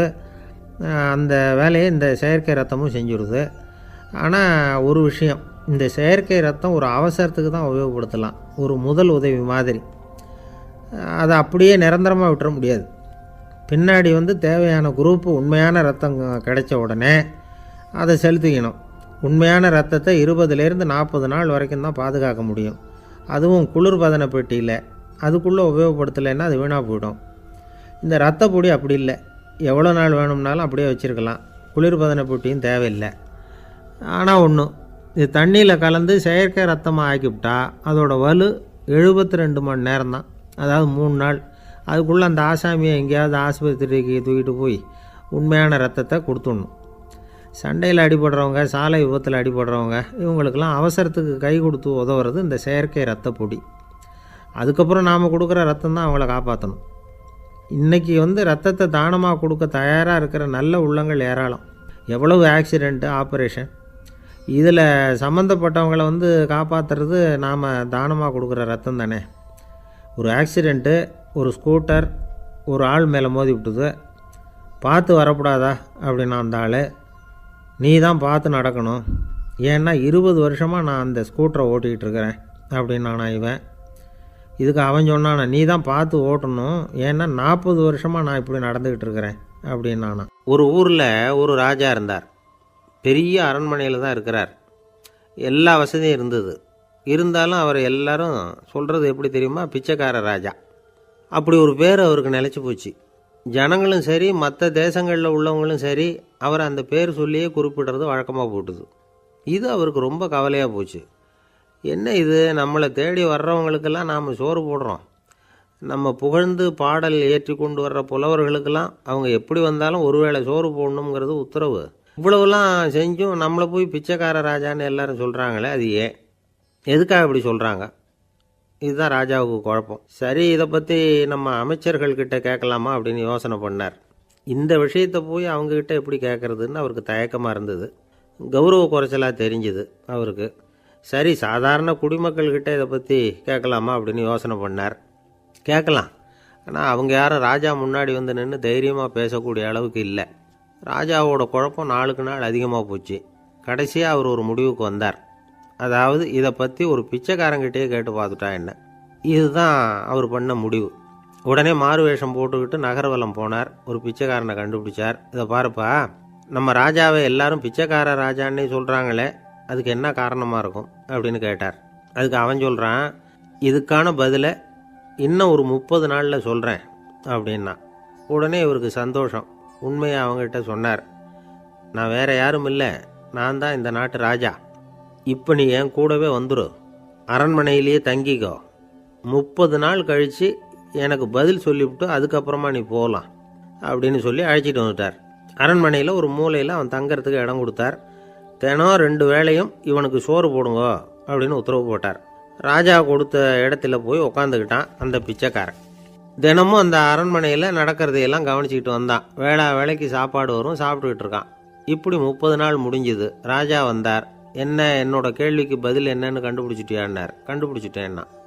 என்ன எல்லாரும் பிச்சைக்கார ராஜான்னு சொல்கிறாங்களே, அது நியாயமாக படுதா உனக்குன்னு கேட்டார். நியாயமாக தான் படுது, சந்தேகம் இல்லாமல் நீங்கள் பிச்சைக்கார ராஜா தான்.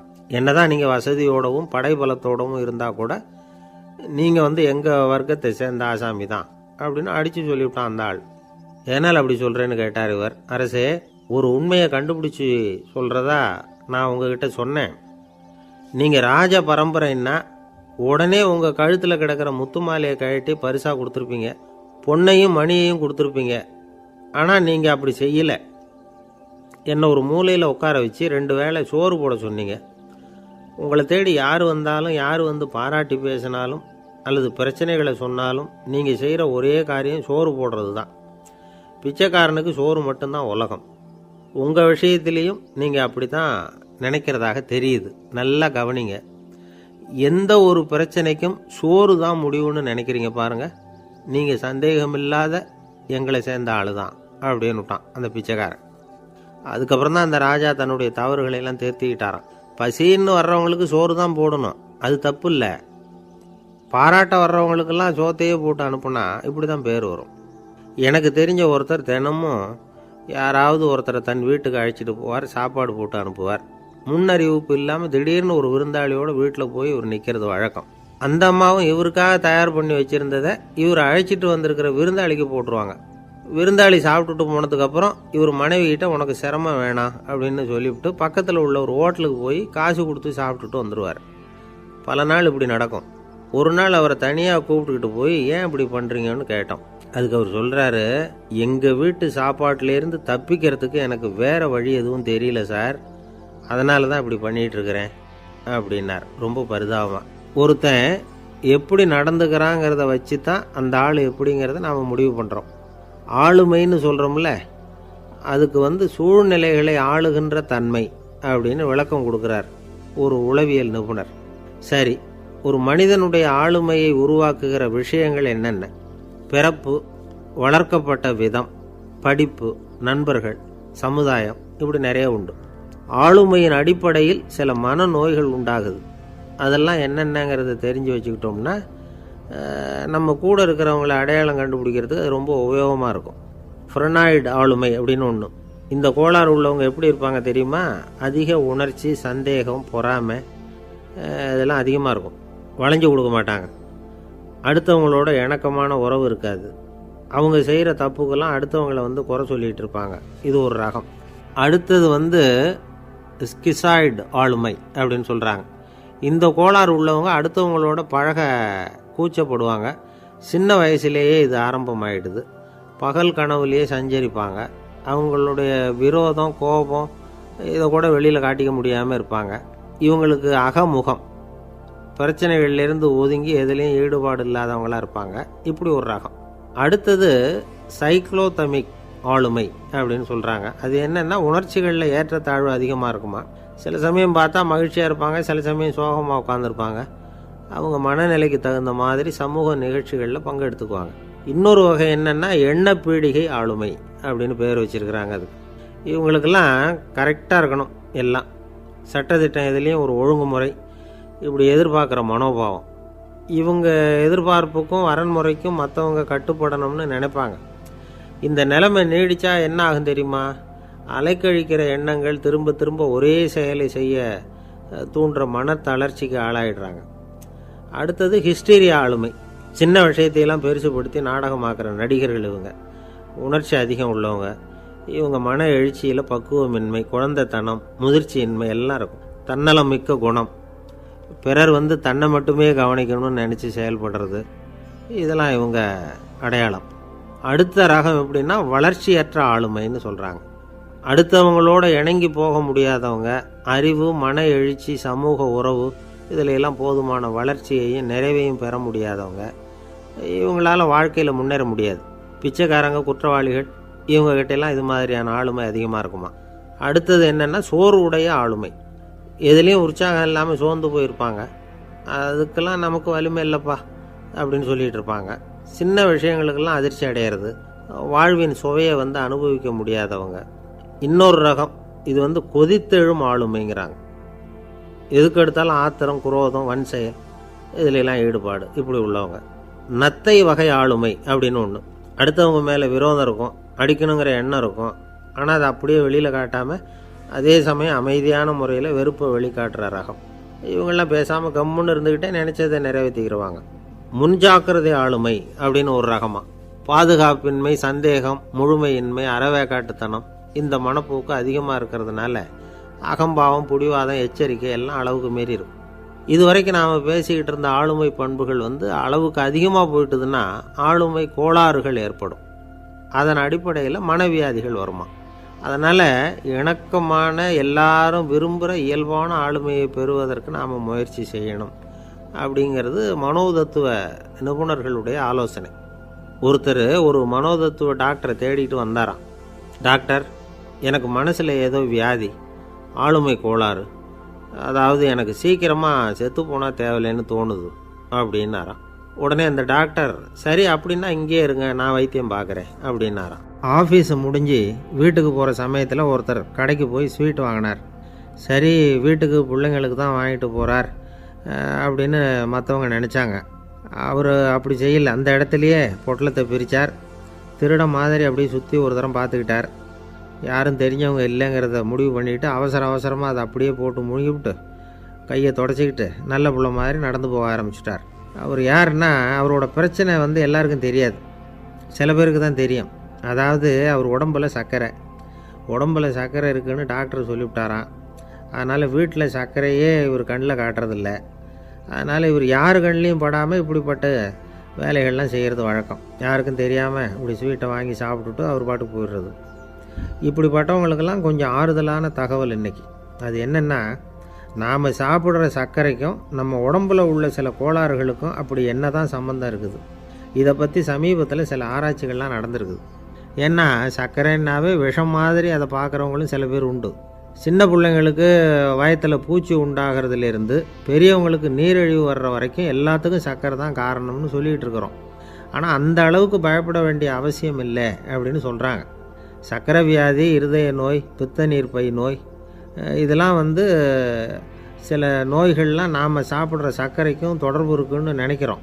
ஆனால் அப்படி சம்பந்தம் உண்டுங்கிறதுக்கு போதுமான அளவுக்கு ஆதாரம் இல்லை அப்படிங்கிறாங்க ஆராய்ச்சியாளர்கள். ஒரே ஒரு சம்பந்தம் தான் உறுதியாக இருக்குதான்.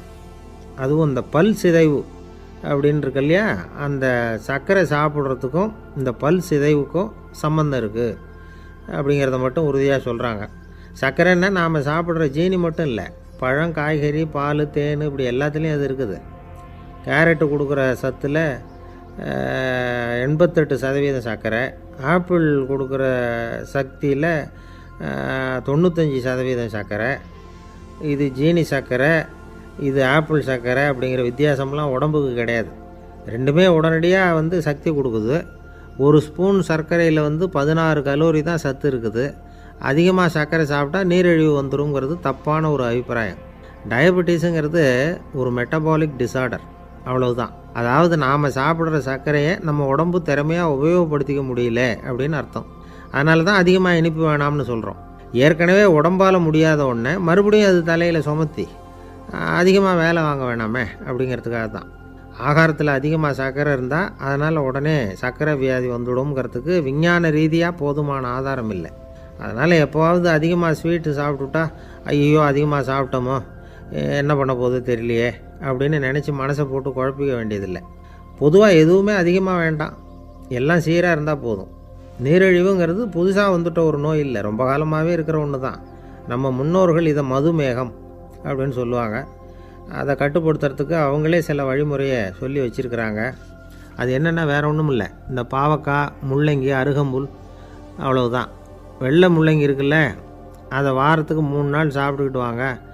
நூலுக்கோல் ரொம்ப நல்லது. இல்லைன்னா முள்ளங்கி சாறு 1 ounce சாப்பிட்டுட்டு வரலாம். ரத்தத்தில் சேர்கிற சர்க்கரை அளவை இதெல்லாம் கட்டுப்படுத்துது.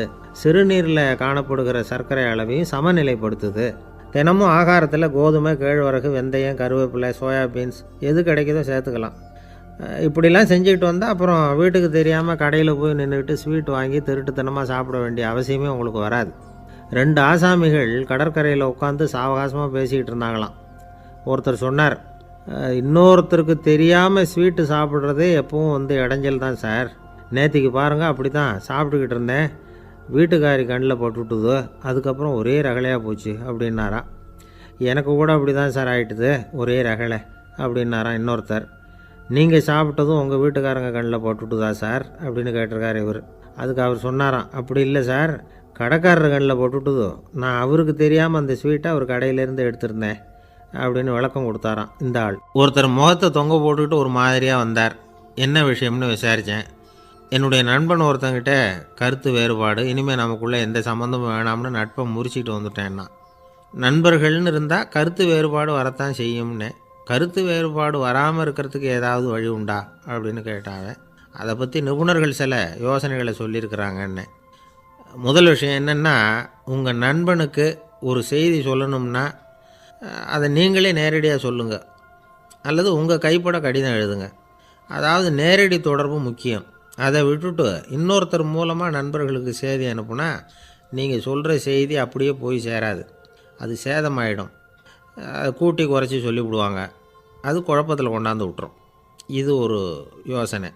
2வது யோசனை என்னென்னா, நீங்கள் ஒரு நல்ல காரியத்தை செய்யும் பொழுது உங்கள் நண்பரையும் சேர்த்துக்குங்க, அவருக்கும் அதில் ஒரு ஈடுபாட்டை உருவாக்குங்க.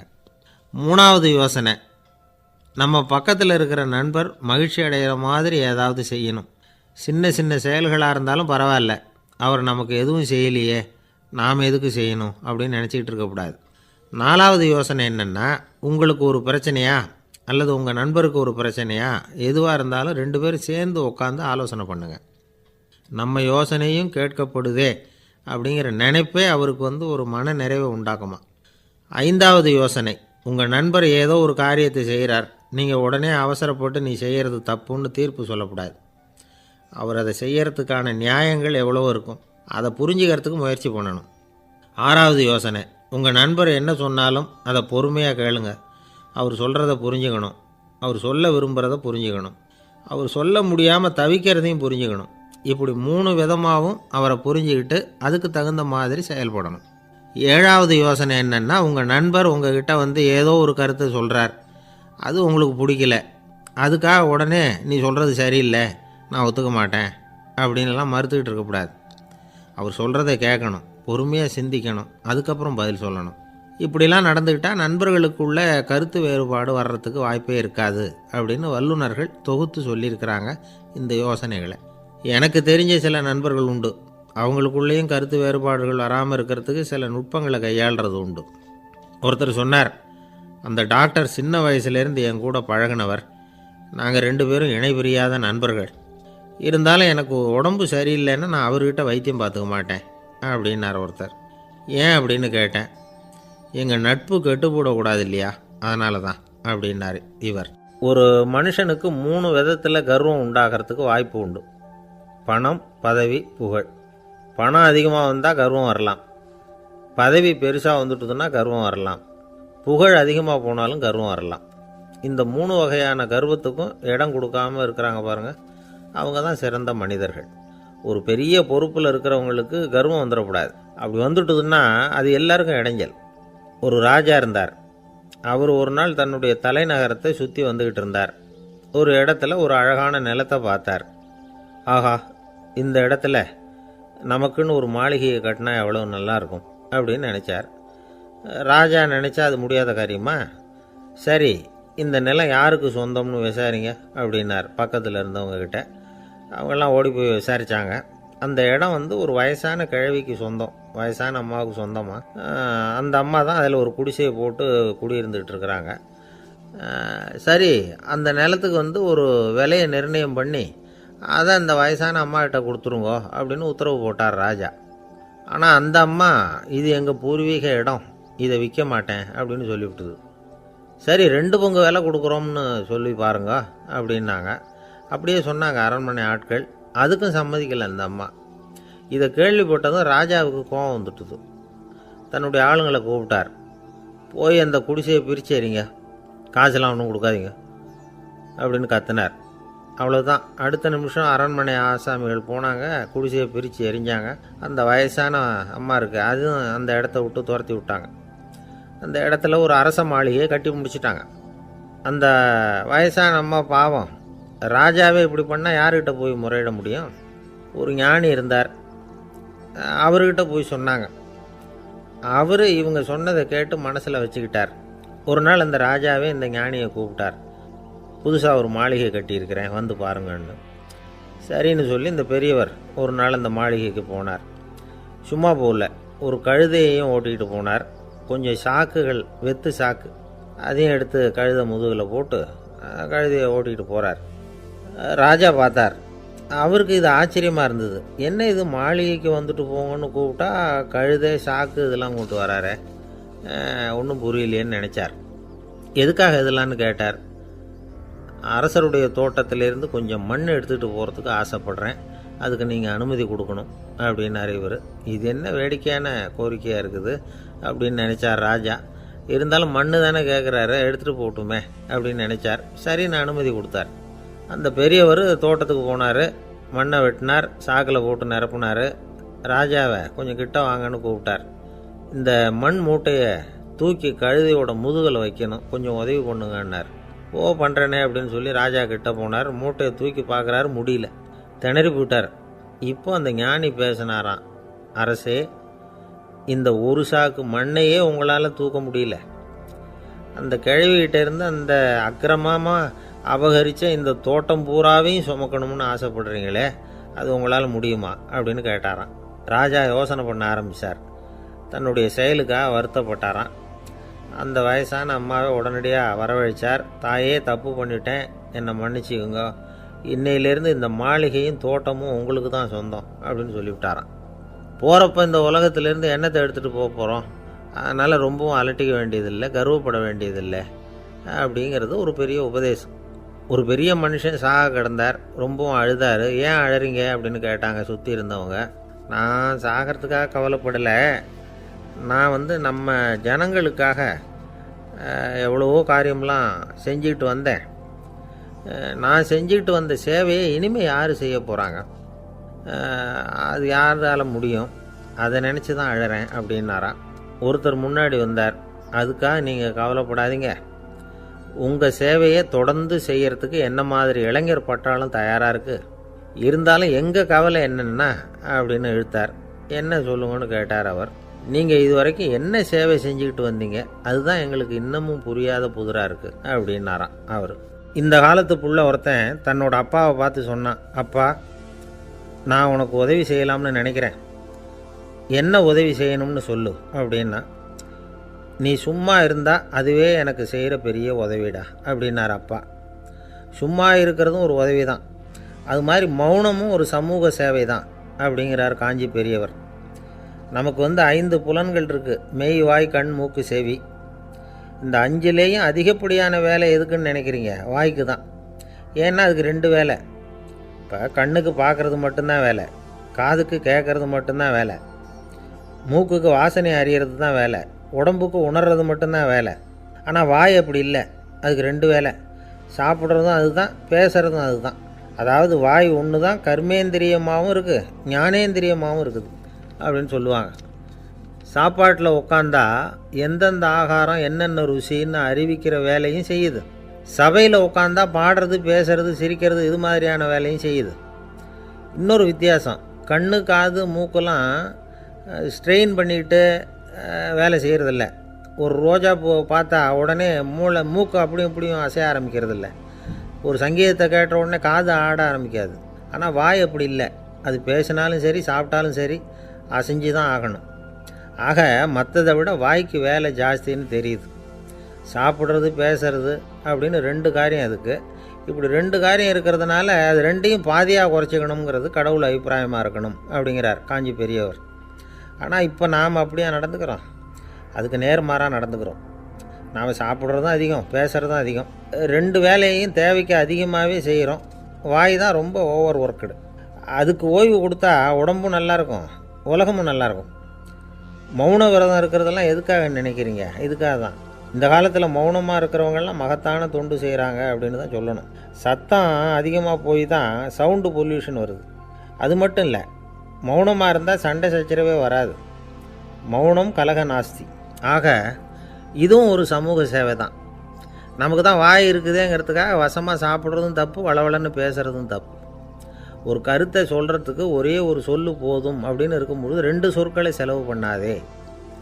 எவ்வளவு சொன்னாலும் அதனால் ஒரு பயனும் விளையாது அப்படின்னு தெரிய வருமேயானால் அந்த ஒரு சொல்லையும் விரயம் பண்ணாதே அப்படிங்கிறார் ஒரு அறிஞர். எல்லா குணங்கள்லேயும் மௌனம்தான் சிறந்தது அப்படிங்கிறார் ஒருத்தர். மௌனமாக இருக்கிறது மூலமாக மற்றவர்கள் குறைகளை நம்மளால் தெரிஞ்சிக்க முடியும். அதே சமயத்தில் நம்மக்கிட்ட இருக்கிற குறைகளை மற்றவங்களுக்கு தெரியாமல் மறைச்சிக்கவும் முடியுங்கிறார் அவர். உண்மைதானே? ஒரு பெரிய மேடை பேச்சாளர், பொது வாழ்க்கையில் 25 வருஷ காலமாக ஈடுபட்டிருக்கிறவர். அவர் மனைவி ஒரு நாள் சொன்னாங்க, எங்கள் வீட்டுக்காரர் 25 வருஷ காலமாக பொது வாழ்வில் ஈடுபட்டிருந்தா கூட இந்த மாதம் 10ஆம் தேதியிலேருந்து தான் மக்களுக்கு சேவை செய்ய ஆரம்பிச்சிருக்கார் அப்படின்னு நாங்கள் ரொம்ப பெருமையாக. 10ஆம் தேதிக்கு அப்படி என்ன விசேஷம் அப்படின்னு கேட்டோம். அன்னையிலேருந்து தான் அவர் மேடையில் பேசுகிறத நிறுத்தினார் அப்படின்னாங்க அந்த அம்மா. ஒரு நண்பர் அவசரமாக என்கிட்ட ஓடி வந்தார். அப்புறம் சொன்னார், என்னால் நம்பவே முடியல சார், என் பையனை அப்படி அப்படின்னு சொல்லி ஆச்சரியப்பட்டார். உங்கள் பையன் அப்படி என்ன தான் செஞ்சுட்டான் அப்படின்னு கேட்டேன். என்னால் முடியாத ஒரு காரியத்தை அவன் செஞ்சுட்டான் சார் அப்படின்னார். அது என்னன்னு தான் சொல்லுங்களேன். என்ன 5ஆவது வகுப்பில் அவன் ஒரே தடவையில் தேறிட்டான் சார், அதாவது ஒரே அட்டம்ப்டில் பாஸ் ஆகிருக்கான் அப்படின்னார் மூச்சு வாங்க. கஷ்டப்பட்டு பரீட்சை எழுதுனது அவன், இவருக்கு ஏன் மூச்சு வாங்குது? நம்மால் செய்ய முடியாத ஒரு காரியத்தை இன்னொருத்தர் செய்யும் பொழுது அது நமக்கு ஆச்சரியமாக இருக்குது. சர்க்கஸ் பார்க்குறோம், ஒருத்தர் அந்த இடத்துல தொங்குறார், அது நமக்கு ஆச்சரியம். ஏன்னா அது நம்மால் முடியாத காரியம். நம்மால் முடியாத ஒன்றை அடுத்தவர் எளிதாக செய்யும் பொழுது நாம் மருள்வது இயற்கை. இதை தான் தொல்காப்பியம் மருட்கை அப்படின்னு சொல்லுது. இந்த வியப்பு இருக்குதே, இது 4 வகையில் ஏற்படுறதாக தொல்காப்பியம் சொல்லுது. அது என்ன 4 வகை? முதல் வகை எப்படின்னா புதுமையான அரிய செயல்களை செய்கிறது. 2வது வகை என்னென்னா பெரும் செயல்களை செய்கிறது. 3வது வகை என்னென்னா மிக நுட்பமான செயல்களை செய்கிறது. 4வது வகை என்னென்னா ஆக்கம் தரும் செயல்களை செய்கிறது. புதுமை, பெருமை, சிறுமை, ஆக்கமோடு மதினம் சாலா மருட்கை 4 அப்படிங்கிறது தொல்காப்பியம். இன்றைக்கி விஞ்ஞானம் புதுசு புதுசாக எதையோ கண்டுபிடிக்குது. ஆரம்பத்தில் அது ஆச்சரியமாக இருக்குது, அப்புறம் அது நமக்கு பழகி போடுது. வானொலி பெட்டி புதுசாக வந்தப்போ ஒரு பெட்டி பேசுதுங்கிறது எவ்வளோ பெரிய ஆச்சரியம். இப்போ யாரும் அதை ஆச்சரியமாக பார்க்குறதில்ல. மதினம் சாலா மருட்கை அப்படின்னு ஒரு சொற்றொடர் வருது பாருங்க, அதில் கருத்தாழம் உண்டு.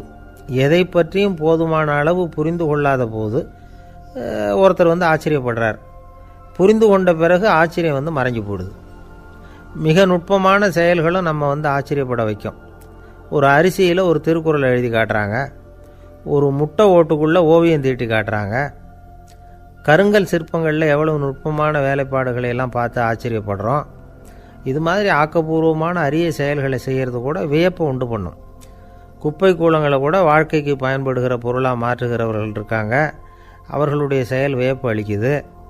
இடைக்காட்டு சித்தர் பாடின 30 நூலில் வர்ற ஒரு பாடல், ஆற்றல் பிறர் அறிதலின் அகம் கிளர்வு உறுதலின் கற்று அறி பாணர் கெழுமிய கோடலின் தோற்றம் உருகவே போற்றல் சால் வியப்பே. ஒருத்தருடைய ஆற்றல் தெரியாமல் இருந்தது, அவருடைய அரிய செயலை பார்க்கும் பொழுது வியப்பாக இருந்தது, மனசுக்குள்ள கிளர்ச்சி. பாவலர்கள் இவர்களுடைய புகழை பாடி மற்றவர்களும் தெரிந்து கொள்ளுமாறு செய்கிறார்கள் அப்படிங்கிறது தான் ஒரு யதார்த்தமான உண்மை. ஆக எல்லா வகையிலும் மக்கள் தங்களுடைய வாழ்க்கையில் முன்னேறுவதற்கான வழிகாட்டுகிற ஒரு மெய்ப்பாடு தான் வியப்புங்கிறது. இந்த காலத்தில் நம்ம எப்படி எப்படியெல்லாம் ஆச்சரியப்பட வைக்கிறாங்க. ஒரு ஆளை பிடிச்சி ஜெயிலில் கொண்டு வந்தாங்க. ஜெயில் அதிகாரி அவனை ரொம்ப ஆச்சரியமாக பார்த்தாரான். இவன் கேட்டான், ஏன் சார் அப்படி பார்க்குறீங்க, நான் இப்போ இங்கே வர்றது உங்களுக்கு ஆச்சரியமாக இருக்குதா அப்படின்னு கேட்டிருக்கான். இதுக்கு ஜெயில் அதிகாரி சொல்லியிருக்கார், நீ இப்போ இங்கே வந்ததில் எனக்கு ஒன்றும் ஆச்சரியம் இல்லைப்பா, ஏற்கனவே நீ இங்கேருந்து விடுதலையாகி போய் 6 மாதம் ஆச்சு, இவ்வளவு லேட்டாக வர்றியே அதுதான் எனக்கு ஆச்சரியமாக இருக்குது அப்படின்னாராம். ஒருத்தர் ஒரு தவறு செஞ்சு விட்றாருன்னு வச்சுக்கோங்க, உடனே நீ செஞ்சது தவறு அப்படின்னு சொல்கிறது ஒரு வகை. அதுக்கு பதிலாக எது சரின்னு அவர் புரிந்து கொள்ள உதவி செய்கிறது இன்னொரு வகை. இந்த 2வது வகை இருக்குது பாருங்கள், நிர்வாக இயலில் இது ரொம்ப முக்கியம். அலுவலகத்தில் வேலை பார்க்குற ஒருத்தர் முக்கியமாக தெரிஞ்சுக்க வேண்டியது என்ன தெரியுமா? சக ஊழியர்கள்கிட்ட எப்படி பழகணும், மேலதிகாரிகள்கிட்ட எப்படி பழகணும், தனக்கு கீழே வேலை செய்கிறவங்கக்கிட்ட எப்படி பழகணும், வாடிக்கையாளர்கள்கிட்ட எப்படி பழகணும், இவங்க எல்லார்கிட்டையும் செம்மையான உறவை ஏற்படுத்திக்கிறது எப்படி, இதையெல்லாம் சொல்லிக் கொடுக்குற பாடம் தான் இன்டர் பர்சனல் ஸ்கில், திறமையான உறவு அப்படிங்கிறது. எந்த வேலையில் இருந்தாலும் சரி, இந்த உறவுகளை வளர்க்கும் திறன் உள்ளவங்க சீக்கிரம் முன்னுக்கு வந்துடுறாங்க. மற்றவங்க கிட்ட உறவை பலப்படுத்திக்கிறது எப்படி அப்படின்னு தெரிஞ்சுக்கிட்டோம்னா எந்த ஒரு தடையையும் சுலபமாக தாண்டி செய்கிற தொழிலில் முன்னுக்கு வந்துடலாம். ஹார்வர்டு பல்கலைக்கழகத்தில் ஒரு கணக்கெடுப்பு பண்ணி பார்த்தாங்களாம். பார்க்குற வேலையில் எது மாதிரி குணாதிசயம் உள்ளவங்க வேகமாக முன்னுக்கு வர்றாங்க அப்படின்னு தெரிஞ்சுக்கிறதுக்காக இந்த கணக்கெடுப்பு. வெவ்வேறு துறையில் வேகமாக முன்னுக்கு வந்திருக்கிற பல பேரை சந்தித்து இந்த சர்வேயை நடத்தியிருக்கிறாங்க. அவங்க கண்டுபிடிச்சி சொல்லியிருக்கிற உண்மை என்ன தெரியுமா? ஒருத்தர் ஒரு வேலையில் இருந்தால் அது சம்பந்தப்பட்ட சப்ஜெக்ட் பற்றிய அறிவு 35% இருந்தால் போதுமா. ஆனால் உறவுகளை வளர்க்கக்கூடிய திறன், இன்டர் பர்சனல் ஸ்கில்லு 65% வேணும். இப்படி உள்ளவங்க சீக்கிரம் முன்னுக்கு வந்துடுறாங்களாம். அதனால் ஒருத்தருக்கு வேலை சரியாக புரியலைன்னா கூட விவரமாக மற்றவங்கக்கிட்ட பழகிறது எப்படின்னு புரிஞ்சால் போதும், அவர் முன்னுக்கு வந்துடலாம். அலுவலகங்களில் மட்டும் இல்லை, எல்லா இடங்கள்லேயும் இது ரொம்ப முக்கியம். வீட்டுக்குள்ளேயும் இது ரொம்ப முக்கியம், வீட்டுக்கு வெளியேயும் இது முக்கியம். அடுத்தவங்கக்கிட்ட பழகிறது எப்படிங்கிறத தெரிஞ்சிக்காதவன் வாழ்க்கையில் முன்னேற முடியாது. இன்றைக்கி ஆயுதங்களால் காயப்படுத்தி கொள்ளுகிறவர்களை விட வார்த்தைகளால் காயப்படுத்தி கொள்ளுகிறவர்கள் தான் அதிகம். பெரியவங்க என்ன சொல்கிறாங்க தெரியுமா? நீங்கள் இந்த பூமியில் பிறந்ததன் அர்த்தம் பூர்த்தி ஆகணும்னா அடுத்தவங்களுக்கு உதவி பண்ணுங்க. அடுத்தவங்களுக்கு உதவி செய்ய முடியாவிட்டால் கூட பரவாயில்லை, ஆனால் யாரையும் புண்படுத்தி விடாதீங்க அப்படின்னு சொல்கிறாங்க. எனக்கு தெரிஞ்ச ஒருத்தர் ஒரு அலுவலகத்தில் வேலை பார்க்குறார். அவர் சொல்லுவார், எனக்கு இந்த இன்டர் பர்சனல் ஸ்கில் ரொம்ப அதிகம் சார், சக ஊழியர்கள்கிட்ட ரொம்ப சுமூகமாக நடந்துக்குவேன். என் கூட வேலை பார்க்குற ஒருத்தருக்கு ஏதாவது ஒரு கஷ்டம்னா அந்த சமயத்தில் அவர் செய்ய வேண்டிய வேலையை நான் செஞ்சுருவேன் சார் அப்படிம்பார். நான் அவர்கிட்ட சமீபத்தில் அப்படி ஏதாவது செஞ்சுருக்கீங்களா அப்படின்னு கேட்டேன். செஞ்சுருக்கேன் சார். போன வாரம் புதன்கிழமை ஆஃபீஸில் என் பக்கத்து சீட்டுக்காரருக்கு வயிற்று வலி, உடனே நான் மெடிக்கல் லீவ் போட்டுவிட்டு எங்கள் வீட்டுக்கு போயிட்டேன் சார் அப்படின்னார். ஒரு அம்மா தெருவில் உட்காந்து என்னத்தையோ தேடிட்டு இருக்கிறாங்க. அந்த அம்மா ஒரு சூஃபி ஞானி. அவங்க பேர் என்னென்னா ரபியா அல் அடாவியா. அந்த அம்மாவுக்கு கண் கூட தெளிவாக தெரியாது. அந்த பக்கமாக வந்த சில பேர் இவங்களுக்கு உதவி செய்கிறதுக்காக வந்தாங்க. என்ன தேடிகிட்டு இருக்கிறீங்க அப்படின்னு கேட்டாங்க. இதுக்கு அந்த அம்மா, அந்த கேள்வி அவ்வளோ முக்கியத்துவம் இல்லை, நான் தேடிகிட்டு இருக்கிறேன், உங்களால் முடிஞ்சால் எனக்கு உதவி பண்ணலாம் அப்படின்னாங்களாம். உதவி செய்ய வந்தவங்களுக்கு ஆச்சரியம். எதை தேடுறோங்கிறது தெரியாமல் இப்படி ஏன் நேரத்தை செலவழிக்கிறீங்க, நாங்கள் எப்படி உங்களுக்கு உதவ முடியும், எங்களுக்கு ஒன்றும் புரியலையே அப்படின்ட்டுருக்காங்க. சரி, உங்களை திருப்தி பண்ணுறதுக்காக சொல்கிறேன், ஒரு குண்டூசி தொலைஞ்சி போச்சு, அதை தேடுறேன் அப்படின்னாங்களாம் அந்த அம்மா. அதுக்கப்புறம் இவங்களும் சேர்ந்து தேட ஆரம்பிச்சிட்டாங்க. கொஞ்ச நேரம் ஆச்சு, ஒன்றும் கிடைக்கல. உதவி செய்ய வந்தவங்களும் அழுத்து போட்டாங்க. அப்புறம் கேட்டாங்க, இதை பாருங்கம்மா, இது ரொம்பவும் பெரிய தெரு, அகலமான தெரு, அதனால் குறிப்பாக நீங்கள் எந்த இடத்துல அந்த குண்டூசியை தொலைச்சிங்க அதை சொல்ல முடியுமான்னாங்களாம். இதுக்கு அந்த அம்மா, நீங்கள் மறுபடியும் அர்த்தமில்லாத கேள்வியை கேட்குறீங்க, உங்கள் கேள்விக்கும் நான் தேடுறதுக்கும் என்ன சம்மந்தம்னாங்களாம். இதை கேட்டதும் அவங்க ஒரு மாதிரி ஆயிட்டாங்க. என்னம்மா நீங்கள் பைத்தியம் மாதிரி பேசுகிறீங்க அப்படின்னாங்களாம். சரி, உங்களை மறுபடியும் திருப்திப்படுத்துறதுக்காக சொல்கிறேன், அதை நான் எங்கள் வீட்டில் தொலைச்சுட்டேன் அப்படின்னாங்களாம். அப்புறம் எதுக்காக இங்கே தேடிட்டு இருக்கிறீங்க அப்படின்னு கேட்டிருக்காங்க. ஏன்னா இங்கே தான் வெளிச்சம் அதிகமாக இருக்குது, அங்கே வீட்டுக்குள்ளே இருட்டாக இருக்குது, அதனால் இங்கே தேடுறேன், வெளிச்சம் உள்ள இடத்துல தானே தேட முடியும் அப்படின்னாங்களாம் அந்த ஞானி. இந்த கதைக்கு என்ன அர்த்தங்கிறத பெரியவங்க சொல்கிறாங்க. அதாவது இந்த தேடுதல்ங்கிறது ஒரு வியாதி. அது நம்ம சதா அலைய வைக்கும், பைத்தியமாக மாற்றுறதுக்கு முயற்சி பண்ணோம். ஒரு காலம் அது நிறைவு அடையவே அடையாது. வாழ்வுங்கிறது ஒரு புரிந்து கொள்ள முடியாத சதா இயங்கி கொண்டிருக்கிற ஒரு செயல். அதுக்கு ஆரம்பமும் இல்லை, முடிவும் கிடையாது. எதையோ தேடணும் அப்படிங்கிற உந்துதல் நமக்குள்ளே இருக்கும், ஆனால் குறிப்பாக எதை தேடிட்டு இருக்கிறோம் அப்படிங்கிறது புரியாது. அப்படி ஏதாவது ஒன்றை தேடி அடைஞ்சிட்றோம்னு வச்சுக்கோங்க, உடனே ஒரு அதிருப்தி வந்துடும். அதனால் வாழ்க்கைங்கிறது சலிப்பு நிறைந்தது அப்படிங்கிற எண்ணத்தை உண்டாக்கிக்கிறோம். ஒன்று அடைஞ்சதுக்கு அப்புறம் இன்னொன்று தேட ஆரம்பிச்சிருவோம். ஆக இந்த தேடல்ங்கிறது நாம் ஒன்று அடைஞ்சாலும் அடையாவிட்டாலும் தொடர்ந்து நடந்துக்கிட்டு தான் இருக்கும். இதுக்கு முடிவே கிடையாது. இந்த உண்மையை நாம் நல்லா புரிஞ்சுக்கணும் அப்படிங்கிறது பெரியவங்களுடைய கருத்து. ஏழையும் தேடுறான், பணக்காரனும் தேடுறான், நோயாளியும் தேடுறான், நோய் இல்லாதவனும் தேடுறான், அதிகாரம் உள்ளவனும் தேடுறான், அதிகாரம் இல்லாதவனும் தேடுறான், முட்டாளும் தேடுறான், அறிவாளியும் தேடுறான். ஆனால் யாரும் இதை தான் தேடி சாதிக்க போகிறோம், இதுதான் முடிவு அப்படின்னு திட்டவட்டமாக சொன்னதில்லை. ஒன்று அடைஞ்சதும் இன்னொன்று தேட ஆரம்பிச்சிடுறாங்க, அவ்வளோதான். அதாவது உங்களின் தேடுபவர் உங்கள் உள்ளே தான் இருக்கிறார், அவரை தேடி கண்டுபிடியுங்கள். இதுதான் ஞானிகள் நமக்கு சொல்லுகிற ஒரு ஆலோசனை. நம்மால் ஒருத்தன் ஜெயிலில் இருந்தான். இன்னொரு கைதி அவனை பார்த்து கேட்டான், ஏன்பா உன்னை பார்க்குறதுக்கு வெளியிலேருந்து யாருமே இங்கே வர்றது இல்லையே, உனக்கு சொந்தக்காரங்களே கிடையாதா அப்படின்னு கேட்டானா. ஏன் இல்லை, எனக்கு சொந்தக்காரங்க நிறைய பேர் உண்டு, அவங்க என்னை பார்க்க வராததுக்கு காரணம் வேற அப்படின்ட்டுருக்கான் இவன். என்ன காரணம்னு கேட்டான் அவன். அதுக்கு இவன் சொன்னானா, அதுக்கு என்ன காரணம்னா அவங்க எல்லாரும் இங்கே உள்ளேயே இருக்கிறாங்க அப்படின்னானா. ஒரு சீன தேசத்து அரசர் இருந்தார்.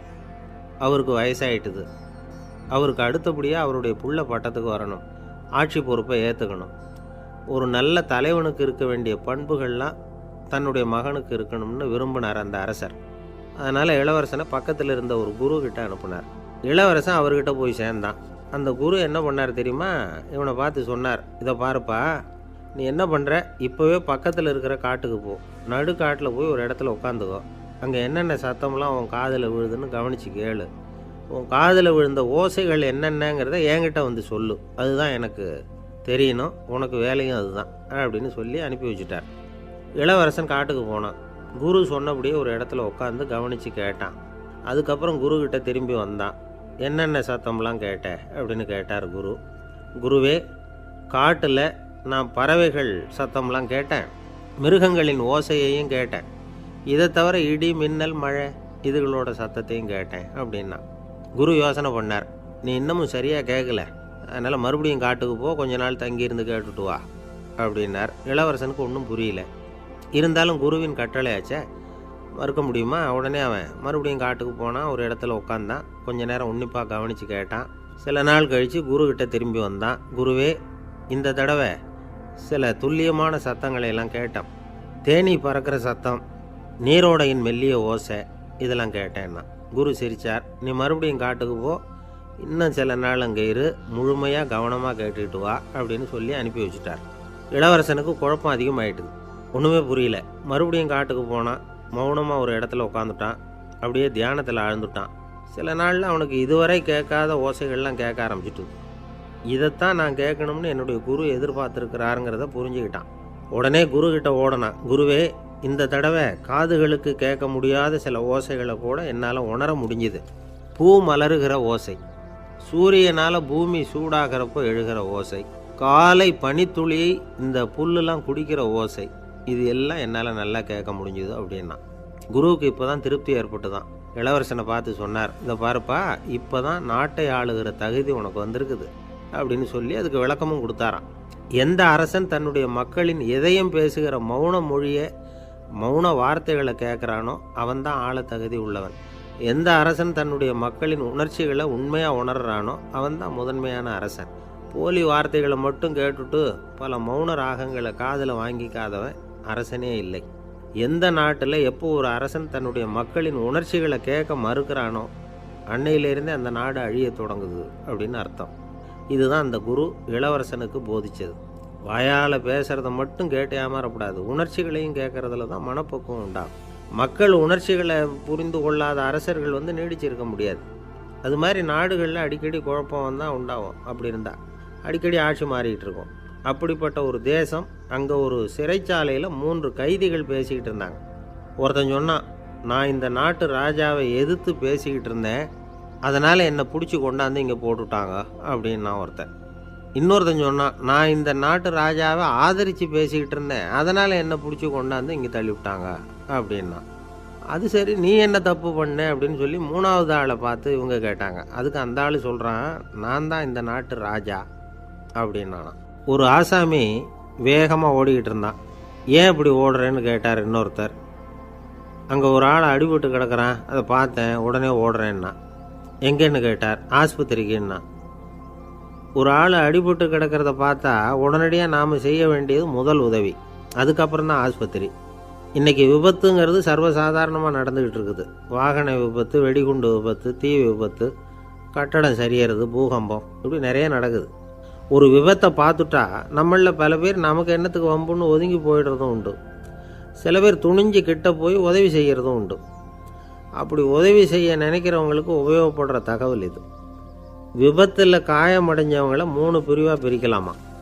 முதல் வகை கொஞ்சம் சீரியஸானது, உயிருக்கு உடனே ஆபத்து தரக்கூடியது. மூளை காயம், முகம், கழுத்து காயங்கள், இருதயம், நுரையீரல் காயங்கள், வயத்தில் உள்ளுறுப்பு காயங்கள், அதிகப்படியான இரத்தப்போக்கு, இதனால எல்லாம் பாதிக்கப்பட்டிருந்தால் அது முதல் வகை அப்படின்னு நாமளே மனசுக்குள்ளே முடிவு பண்ணிக்கணும். இவங்களுக்கெல்லாம் உடனடியாக முதல் உதவி கொடுக்கணும். தாமதப்படுத்தாமல் ஆஸ்பத்திரிக்கு கொண்டுகிட்டு போயிடணும். இப்படி கொஞ்சம் எச்சரிக்கையாக நடந்துக்கிட்டால் அவங்களில் பல பேரை காப்பாற்றிக்கொள்ளலாம். 2வது வகை எப்படின்னா, முதல் உதவி விரைவாக கிடைச்சா உயிர் பிழைக்கக்கூடிய மார்பு காயங்கள், கைகால் எலும்பு முறிவு, இடுப்பு முதுகெலும்பு காயம், சீரான இரத்த சேதம், இப்படிப்பட்டவங்களை 2வது வகையாக பிரிக்கணும். ஆபத்து இல்லாத சிராய்ப்புகள், சிறு காயங்கள், இரத்த உறைவுகள், இதனால் பாதிக்கப்படுறவங்க 3வது வகை. ஒருத்தர் தலையில் அடிபட்டு நினைவு இழந்துட்டார்னு வச்சுங்க, அவருக்கு வாந்தி வர்றதுனால புறையேறி மூச்சு அடைப்பு உண்டாகும். இப்படி ஆகாமல் இருக்கிறதுக்காக தலையை ஒரு பக்கமாக சாய்ச்சி வைக்கலாம்.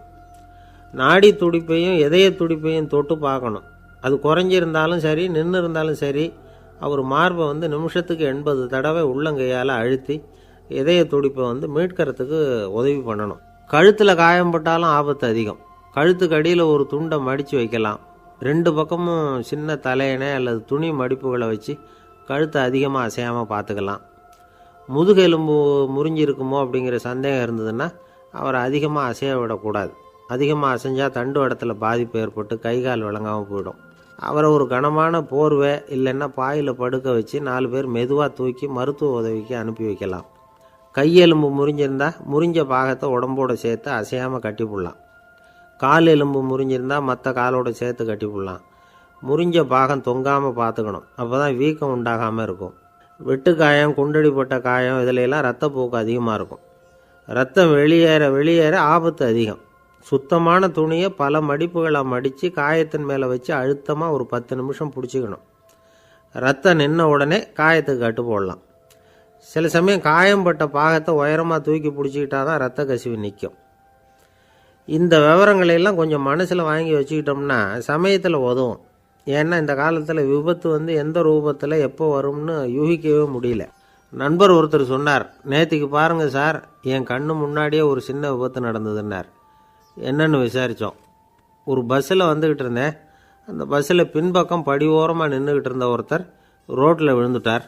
டிரைவர் அதை கவனிக்கலை, நிறுத்தாமல் அவர் பாட்டுக்கு போகிறாருன்னார். கண்டக்டர் உடனே விசில் கொடுத்து பஸ்ஸை நிறுத்த வேண்டியது தானே அப்படின்னோம். அதுதான் சார் முடியாமல் போச்சுன்னார் அவர். ஏன்னு கேட்டாங்க. தவறி கீழே விழுந்ததே அந்த கண்டக்டர் தான் சார் அப்படிங்கிறார். ஒரு நண்பர், அவர்கிட்ட பேசிக்கிட்டு இருந்தேன். மனித உறவுகள் பற்றி அவர் சொல்லிகிட்டு இருந்தார். அமெரிக்காவில் தந்தை மகன் உறவு எப்படி இருக்குது அப்படிங்கிறத விளக்கிறதுக்கு அவர் ஒரு கதையை சொன்னார். ஒரு அப்பா பகல் பூராவும் அலுவலகத்தில் வேலை, ஓடி ஆடி உழைச்சிக்கிட்டு களைச்சி போய் ராத்திரி 10 மணிக்கு மேலே வீடு திரும்பினான். வீட்டு வாசலில் அவரோட மகன் காத்துக்கிட்டு இருக்கிறான். இன்னமும் தூங்கலை. அப்பாவை வாசல்லையே தடுத்து நிறுத்தி, அப்பா உனக்கு சம்பளம் எவ்வளவு அப்படின்னு கேட்குறான். ஏற்கனவே ஆஃபீஸு பிரச்சனைகளால் அலுத்து போய் திரும்புகிற அப்பாவுக்கு கோவம் வந்துடுது.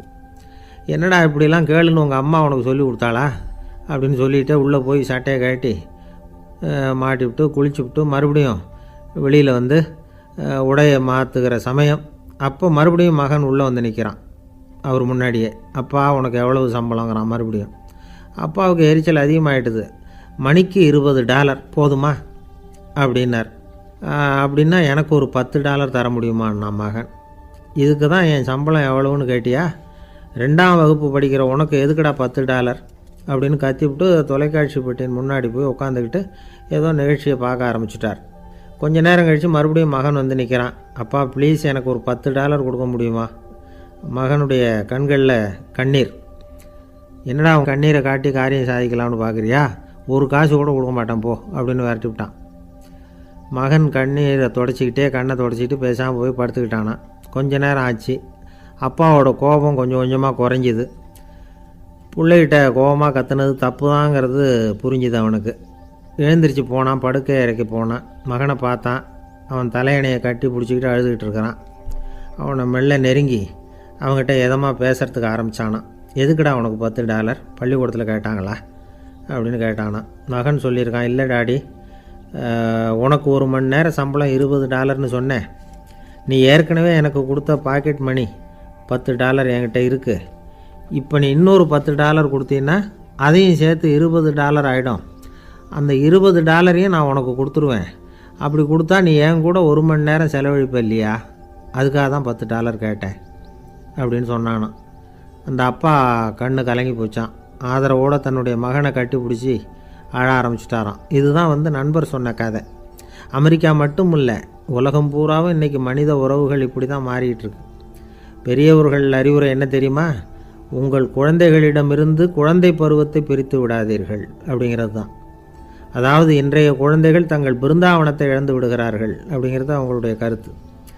இந்த நிலைக்கு நாம் காரணமாக இருந்துடக்கூடாது. குழந்தைகளோட விளையாடுவோம், குடும்பத்தோடு உறவாடுவோம் அப்படிங்கிறது தான் நம்முடைய நோக்கமாக இருக்கணும். இன்றைய உறவு முறைக்கு இன்னொரு உதாரணம் சொல்லுவாங்க. ஒருத்தர் வந்தாராம், அவர் பக்கத்தில் ஒரு சின்ன பையன். நாம் அவரை விசாரிக்கிறோம், யார் இந்த பையன் அப்படின்னா அவர் சொல்கிறார், இவன் எனக்கு தூரத்து உறவு அப்படின்னாராம். இந்த தூரத்து உறவுன்னா எப்படின்னு இருக்கான். இதுக்கு அவன் சொல்லியிருக்கிறான், இவன் எங்கள் அப்பாவுக்கு 8வது புள்ளை அப்படின்னானான். ஒரு ஊரில் ஒரு பெரிய ஞானி இருந்தார். அவர் படுக்கையில் இருந்தார். இன்னும் கொஞ்சம் நேரம்தான் அவர் இந்த உலகத்தில் இருக்க போகிறார். அவரை சுற்றி ஏகப்பட்ட கூட்டம். ஏற்கனவே அவருடைய உபதேசங்களை கேட்டவங்க பல பேர் அவரை சுற்றி நிற்கிறாங்க. அந்த ஞானி மெதுவாக கண்ணை திறந்து பார்க்குறார். எல்லாரும் அவருடைய கடைசி வார்த்தையை கேட்கறதுக்காக அவளோட காத்துக்கிட்டு இருக்கிறாங்க. அந்த ஞானி மெதுவாக பேச ஆரம்பித்தார். நான் என்னுடைய வாழ்நாள் பூராவும் உங்களுக்கு நிறைய போதனைகள் சொல்லிக்கிட்டு இருக்கிறேன். பேரானந்தம், மகிழ்ச்சி, தியானத்தன்மை, இதை பற்றியெல்லாம் சொல்லியிருக்கிறேன். இப்போ நான் வேறு ஒரு கரைக்கு போய்கிட்டுருக்கிறேன். நான் இனிமேல் இந்த கரையில் இருக்க மாட்டேன். நீங்கள் நான் சொன்னதையெல்லாம் கேட்டீங்க, ஆனால் எதையும் நீங்கள் நடைமுறைப்படுத்தி பார்க்கல. எல்லாம் கேட்டதோடு சரி, அதோடு விட்டுவிட்டீங்க. அப்புறம் அதை தள்ளி போட்டுக்கிட்டே வந்துட்டீங்க. மேலும் அதை தள்ளி போடுறதுல எந்த பிரயோஜனமும் கிடையாது. இப்போ நான் போய்கிட்டு இருக்கிறேன். உங்களில் யாராவது என்னோட வர்றதுக்கு தயாரா அப்படின்னு கேட்டார். அவ்வளவுதான். யாரும் வாயை திறக்கலை. ஒரே மௌனம், சத்தமே இல்லை. ஒருத்தர் பார்த்துக்கிட்டே நிற்கிறாங்க. அந்த கூட்டத்தில் ஒரு ஆள் அந்த ஞானி கூடவே 40 வருஷத்துக்கு மேலே இருந்திருக்கிறான். அவனும் வாயை திறக்காமல் இன்னொருத்தன் முகத்தை பார்த்துக்கிட்டே நிற்கிறான். இந்த சமயத்தில் பின்னாடி நின்றுக்கிட்டு இருந்த ஒருத்தன் கையை தூக்கினான். ஞானி அவனை பார்த்தார். சரி, ஒருத்தனுக்காவது நம்மோட வர்றதுக்கு தைரியம் இருக்குது அப்படின்னு நினச்சார். ஆனால் அந்த ஆள் என்ன சொன்னான் தெரியுமா? ஐயா, நீங்கள் கேட்குறப்போ நான் உடனே எழுந்திருக்கல, கையை மட்டும்தான் தூக்கினேன். என்ன காரணம்னா, நான் எப்படி அடுத்த கரைக்கு சேர்றதுங்கிறது தெரிஞ்சுக்கிறதுக்காகத்தான். அந்த விவரத்தை மட்டும் இப்போ உங்ககிட்ட இருந்து நான் தெரிஞ்சுக்க ஆசைப்பட்றேன். ஏன்னா இப்போ நான் உங்கள் கூட வர்றதுக்கு தயாராக இல்லை. எவ்வளவோ காரியங்களை நான் இன்னும் இங்கே முடிக்க வேண்டி இருக்குது. வீட்டுக்கு ஒரு விருந்தினர் வந்திருக்கிறார். என்னுடைய இளைய மகனுக்கு கல்யாணம் பண்ணி வைக்கணும். அதனால் இன்றைக்கி உங்கள் கூட வர முடியாது. அது மட்டும் இல்லை, இப்போ உங்கள் கூட அடுத்த கரைக்கு வந்தால் திரும்பி வர முடியாதுன்னு வேறு சொல்கிறீங்க. அதனால் இப்போ நான் வரல, இன்னொரு நாள் நிச்சயமாக நான் வர்றேங்க, வந்து உங்களை சந்திக்கிறேன். அதனால் இப்போ நீங்கள் இன்னொரு தடவை எங்களுக்கு விளக்கமாக சொல்லணும். ஏற்கனவே பல தடவை சொல்லியிருக்கிறீங்க, தயவு பண்ணி இப்போ ஒரு தடவை சொன்னீங்கன்னா சௌகரியமாக இருக்கும். அந்த அடுத்த கரையை அடையிறது எப்படி, இப்போ ஒரு தடவை அதை விளக்கமாக சொல்லிட்டிங்கன்னா நல்லா ஞாபகப்படுத்திக்குவேன். அது சரியான சமயம் வர்றப்போ இது எனக்கு உதவியாக இருக்கும் அப்படின்னு நானும். ஆனால் உண்மை என்ன தெரியுமா, அந்த சரியான சமயம் வரவே இல்லை அப்படிங்கிறது தான் உண்மை. இப்படி அந்த கதை முடியும். இந்த கதை அந்த ஒரு ஆளுக்கு மட்டும் இல்லை, கிட்டத்தட்ட எல்லாருக்குமே அது பொருந்தும் அப்படிங்கிறாங்க விவரம் தெரிஞ்சவங்க.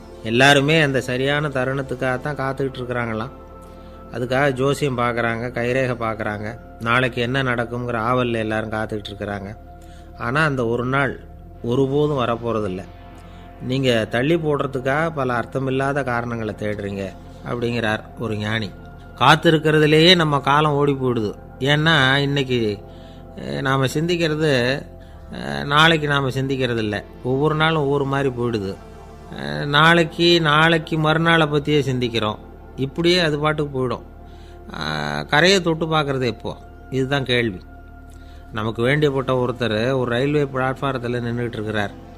அங்கே இருக்கிறவங்ககிட்ட கேட்குறாராம், விசாரிக்கிறார், ஏங்க கிழக்க போகிற ரயில் போயிட்டுதுங்களான்னாராம். போயிட்டுதுன்னு இருக்கிறாங்க. கொஞ்ச நேரம் கழித்து ஏங்க மேற்க போகிற ரயில் போயிட்டுதுங்களான்னு கேட்டிருக்காரு. போயிட்டுதுங்களான் இருக்காங்க. அப்புறம் கொஞ்ச நேரம் கழித்து மறுபடியும் ஏங்க 10:30 மணி வண்டி போயிட்டுதான்னு கேட்டிருக்காரு. தொடர்ந்து காலையிலேருந்து சாயந்தரம் வரைக்கும் இப்படி ஒரே இடத்துல நின்றுட்டு கேட்டுக்கிட்டே இருக்கிறார். இதை பார்த்துக்கிட்டு இருந்த ஒருத்தர் அவர்கிட்ட ஏங்க நீங்கள் எங்கே போகணும் அப்படின்னு கேட்டாராம். இவர் மெதுவாக சொன்னாராம், இந்த ரயில்வே லைனை தாண்டி அந்த பக்கம் போகணும் அப்படின்னாராம். நம்பிக்கை இல்லைன்னா இந்த உலகத்தில் நாம் நடமாடவே முடியாது. அவநம்பிக்கையோடு இருந்துக்கிட்டு இருந்தால் என்றைக்கும் அவஸ்தை தான். நாம் நம்புறது நடக்குதோ இல்லையோ அது வேறு விஷயம். ஆனால் எதையும் நம்பி தான் நாம் அடி வைக்க வேண்டியிருக்கு. வேறு ஒன்றும் வேணாம், ஒரு லாட்ரி சீட்டு வாங்குகிறோம், அது எங்கே நமக்கு விழப்போகுது அப்படிங்கிற அவநம்பிக்கையோடவா வாங்குகிறோம்.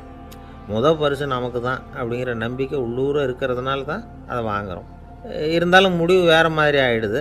அதுக்காக மனசு சோர்ந்து போகிறதில்ல, அடுத்த மாதமும் சீட்டு வாங்குகிறோம். இந்த நம்பிக்கை தான் மனித வாழ்க்கைக்கு ஆதாரம். ஒரு கடையில் போய் டீ சாப்பிட்றீங்க, அந்த டீ நல்ல டீ தானா, அதில் விஷம் கலந்துருக்குமா அப்படிங்கிற சந்தேகம் வந்துட்டுதுன்னு வச்சுங்க. அதுக்கப்புறம் அதை எப்படி நீங்கள் சாப்பிட முடியும்? நம்பி தான் சாப்பிட்ணும். ரயில் ஒழுங்காக போய் சேருங்கிற நம்பிக்கை இருக்கிறதுனால தான் அதில் ஏறி உட்காடுறோம். லெட்டர் ஒழுங்காக போய் சேருங்கிற நம்பிக்கை இருக்கிறதுனால தான் பெட்டியில் போடுறோம். சரி, நம்ம கதையெல்லாம் நம்மளோட இருக்கட்டும். மனித நம்பிக்கை எந்த அளவுக்கு உறுதியாகவும் அறிவுபூர்வமாகவும் இருக்கணுங்கிறதுக்கு அலெக்சாண்டர் வாழ்க்கையில் நடந்த ஒரு சம்பவத்தை உதாரணமாக சொல்லலாம். இந்த உலகத்தையே ஜெயிக்கணும்னு புறப்பட்டார் அலெக்சாண்டர். ஒரு கட்டத்தில் அவர் சிட்னஸ் நதி கரைக்கு சேர்ந்தார். அந்த சமயத்தில் அவருக்கு கடுமையான நோய் வந்துட்டுது. அவர் கூடவே வந்திருந்த கிரேக்க வைத்தியர்கள் என்னென்னமோ முயற்சியெல்லாம் பண்ணி பார்த்தாங்க. இருந்தாலும் அலெக்சாண்டருக்கு வந்திருக்கிறது என்ன நோய்ங்கிறத அவங்களால கண்டுபிடிக்க முடியல. ஏன்னா அந்த பகுதியில் உள்ளவங்களுக்கு மட்டுமே அதிகமாக வரக்கூடிய ஒரு வினோதமான நோயாக இருந்தது அது. ஆனால் அவர் இருக்கிற இடம் எதிரியோட இடம், பாரசீக மன்னனோட ஆளுகைக்கு உட்பட்ட இடம். என்ன பண்ணுறது அப்படின்னு எல்லாரும் யோசனை பண்ணாங்க. பாரசீக மன்னனோட அரண்மனையில் இருக்கிற வைத்தியர் வந்தால் இந்த நோயை குணப்படுத்தி விடுவார் அப்படின்னு சொன்னாங்க. இருந்தாலும் எதிரியோட நாட்டில் இருக்கிற வைத்தியரை கூப்பிட்டு எப்படி நம்பி வைத்தியம் பார்க்க சொல்கிறது அப்படின்னு சொல்லி எல்லோரும் தயங்கினாங்க. ஆனால் அலெக்சாண்டர் தயங்கலை. பரவாயில்ல, அழைச்சிட்டு வாங்கன்னு விட்டார். உடனே அவரை போய் அழைச்சிட்டு வந்துட்டாங்க. அவர் வந்தார். அலெக்சாண்டர் உடம்பை பரிசோதனை பண்ணி பார்த்தார். சரி, இதை குணப்படுத்தி விடலாம், பயப்பட வேண்டியதில்லை. ஆனால் இதுக்கு ஒரு மூலிகை ரசம் தயார் பண்ணி கொடுக்கணும். நான் போய் அதை தயார் பண்ணிவிட்டு 2 நாளில் திரும்பி வந்துடுறேன் அப்படின்னு சொல்லிவிட்டு போனார் அந்த வைத்தியர். அதே மாதிரி 2 நாளில் திரும்பி வந்தார் மூலிகை ரசத்தோட. இதுக்கு இடையில் அலெக்சாண்டரோட தளபதிகளில் ஒருத்தர் ரகசியமாக ஒரு எச்சரிக்கை கடிதம் கொடுத்து அனுப்பியிருக்கிறான். அதை வாங்கி என்ன விஷயம்னு பார்த்தார். இப்போ உங்ககிட்ட வந்திருக்கிற எதிரி நாட்டு வைத்தியரை நம்பாதீங்க, அவன் கொண்டுகிட்டு வந்திருக்கிற மூலிகை ரசத்தில் விஷம் கலந்துருக்குது அப்படின்னு அதில் எழுதியிருக்கு. அதை பார்த்தார் அலெக்சாண்டர். இருந்தாலும் கொஞ்சம் கூட அலட்டிக்கல. வைத்தியர் கொடுத்த மருந்தை வாங்கி கடகடன்னு குடிச்சுட்டு அதுக்கப்புறம் அந்த கடிதத்தில் இருந்த விஷயத்தை அந்த வைத்தியர்கிட்ட சொன்னார். வைத்தியர் தகைச்சு போயிட்டார். தன் மேலே அலெக்சாண்டர் வச்சிருக்கிற நம்பிக்கையை பார்த்து அவருக்கு ரொம்ப வியப்பு. வைத்தியர் உண்மையிலேயே நல்ல மருந்து தான் கொண்டுகிட்டு கொடுத்துருக்கிறார், அதில் விஷம்லாம் எதுவும் கலக்கலை. அதுக்கப்புறம் அலெக்சாண்டர் அந்த வைத்தியரை பார்த்து சொன்னாராம், நம்பிக்கைங்கிற அச்சாணியை ஆதாரமாக வச்சுக்கிட்டு தான் இந்த உலகம் சுற்றிக்கிட்டு இருக்குது. எனக்கு எதிரியாக இருந்தாலும் பாரசீக மன்னர் ரொம்ப பெரியவர். அப்பேற்பட்ட மன்னருடைய அரண்மனை வைத்தியர் தொழில் நேர்மை இல்லாதவராக இருக்க முடியாது, இருக்க மாட்டார். அப்படி இருந்தால் அவரை அரண்மனை வைத்தியராக வச்சிருக்கவே மாட்டாங்க அப்படின்னு நம்பினேன். என்னுடைய நம்பிக்கை வீண் போகலை அப்படின்னாராம். இதுதான் மானுட நம்பிக்கைங்கிறது. இந்த காலத்துலேயும் இது மாதிரி இந்த மானுட நம்பிக்கை ரொம்பவும் சாமர்த்தியமாக கையாளுகிற கெட்டிக்காரங்க சில பேர் இருக்கிறாங்க. இந்த காலத்து குரு, அவருக்கு ஒரு சிஷ்யன். குரு முன்னாடி அந்த சிஷ்யன் ரொம்ப பணிவாக நின்று, குருவே, உங்கள் கையால் விஷத்தை கொடுத்தாலும் அதை வாங்கி மடமடன்னு குடிச்சிருவேன் அப்படின்னா. உன்னுடைய குரு பக்தியை மெச்சினேன் அப்படின்னார் குரு.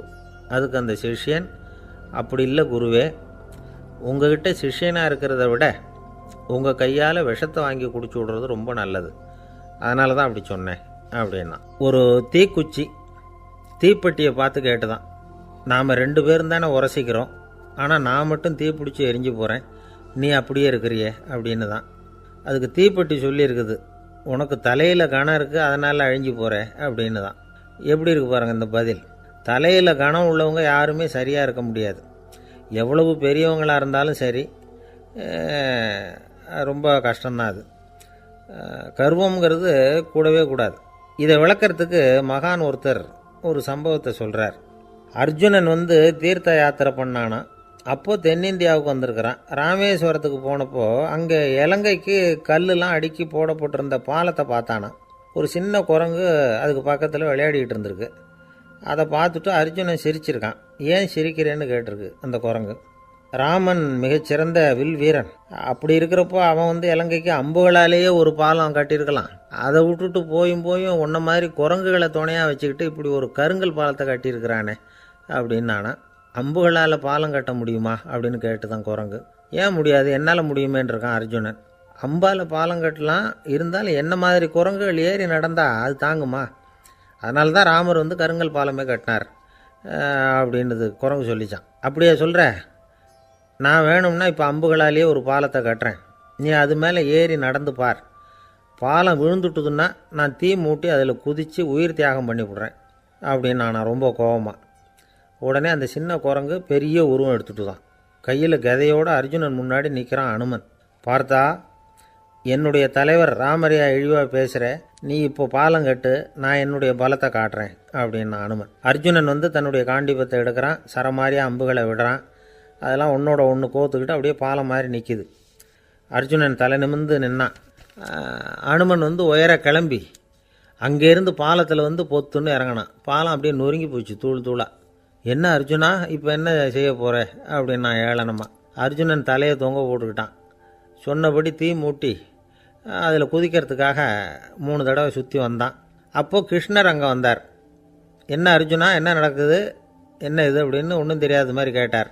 அர்ஜுனன் வாயை திறக்கிறதுக்கு முன்னாடி அனுமன் வாயை திறந்தான், நடந்ததை சொன்னான். அர்ஜுனன் சவால் விட்டபடி உயிர் திறந்தே ஆகணும்னா அனுமன். கிருஷ்ணர் யோசனை பண்ணார். நல்லது, இந்த சவால் விட்டதுக்கும் நடந்ததுக்கும் யார் சாட்சி? பெரியவர் ஒருத்தரை சாட்சியாக வச்சுக்கிட்டல்லவா நீங்கள் இந்த போட்டியை நடத்தியிருக்கணும் அப்படின்னார். அதனால் என்ன, இப்போ மறுபடியும் அந்த போட்டியை நடத்திவிட்டா போச்சு, என்னால் அந்த அம்பு பாலத்தை நொறுக்க முடியாதா அப்படின்னு அனுமன். சரி, இப்போ மறுபடியும் அது நடக்கட்டும்னார் கிருஷ்ணர். அர்ஜுனன் அம்பு பாலம் அமைச்சான். அனுமன் ஏறி குதிச்சான். பாலம் அசைஞ்சு கொடுக்கவே இல்லை, அவ்வளோ உறுதியாக இருக்குது. இப்போ அனுமன் தலையை குனிஞ்சிக்கிட்டான். அர்ஜுனன் நன்றியோடு நிமிர்ந்து பார்த்தான். கிருஷ்ணருடைய தோள்கள்லேயும் முதுகள்லேயும் ரத்தம். என்ன சுவாமி, என்ன நடந்ததுன்னு நான் பதறி போய், உன் அம்பு பாலத்தை நான் தான் முட்டு கொடுத்து தாங்கிக்கிட்டு இருந்தேன்.